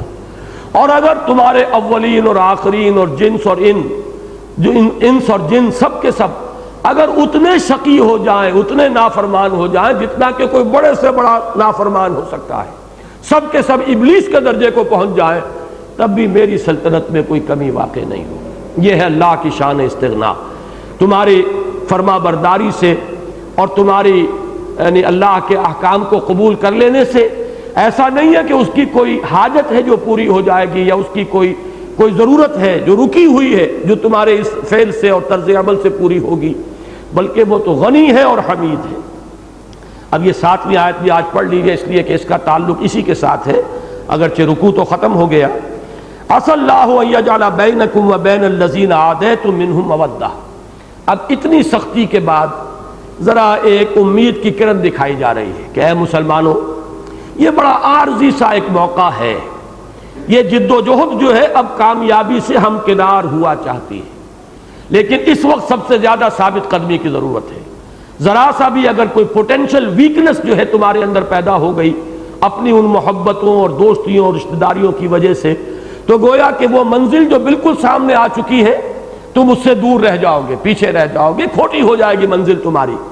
لیکن ہو سکتا ہے کہ جیسے ہی یہ منزل سر ہو جائے، یہ مرحلہ طے ہو جائے، جیسا کہ ہو گیا کچھ ہی عرصے کے بعد جب مکہ فتح ہو گیا، اکثریت وہاں کی ایمان لے آئی، جو بیریئر تھا ختم ہو گیا، اب دوستی کرو، اب محبتیں تمہاری قائم رہے۔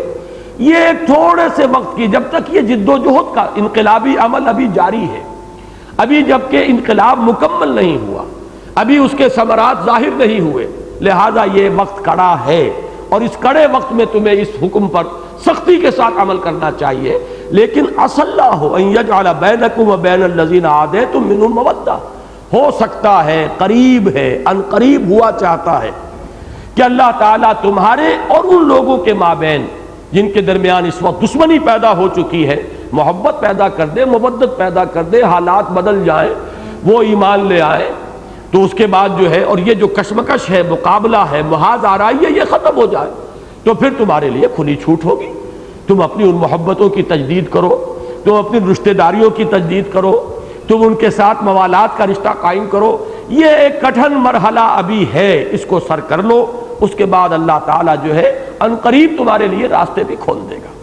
واللہ قدیر، اللہ ہر چیز پر قادر ہے۔ واللہ غفور الرحیم، یہ الفاظ اس اعتبار سے بہت اہم ہیں کہ اللہ تعالیٰ نے یہاں پر اگر کسی مسلمان کے دل میں ابھی تک اگر کوئی تھوڑا بہت بھی وہ کچا دھاگا بھی اگر بندھا ہوا تھا ان رشتہ داریوں کا اور محبتوں کا، تو ظاہر بات ہے کہ ان آیات کے بعد شدید احساس انہیں ہوا ہوگا کہ ہم سے بڑی خطا رہی اور ہم بڑے غلط رویے میں اب تک مبتلا رہے۔ اس شدید احساس کے پس منظر میں اب گویا کہ انہیں اطمینان دلایا جا رہا ہے، واللہ غفور الرحیم، اللہ غفور ہے، اللہ رحیم ہے۔ اگر اب بھی تم متنبہ ہو جاؤ، شعوری طور پر اب بھی ان محبتوں اور دوستیوں کے تعلقات کو منقطع کر دو، تو اللہ غفور ہے، جو ہو گیا ہے۔ اسی میں گویا کہ حضرت حاتب ابن ابی بلتع کے لیے بھی وہ نوید جاں فضا ہے جو خطا ہوئی، جیسا کہ میں نے اس تاریخی روایت اور حدیث کے حوالے سے آپ کو سنایا کہ حضور نے فرمایا کہ عمر یہ بدری ہے، اور کیا عجب کہ اللہ تعالیٰ نے بدریوں کے تمام اگلے پچھلے گناہ معاف کر دیے ہوں، لہذا ایک خطا ہو گئی ہے۔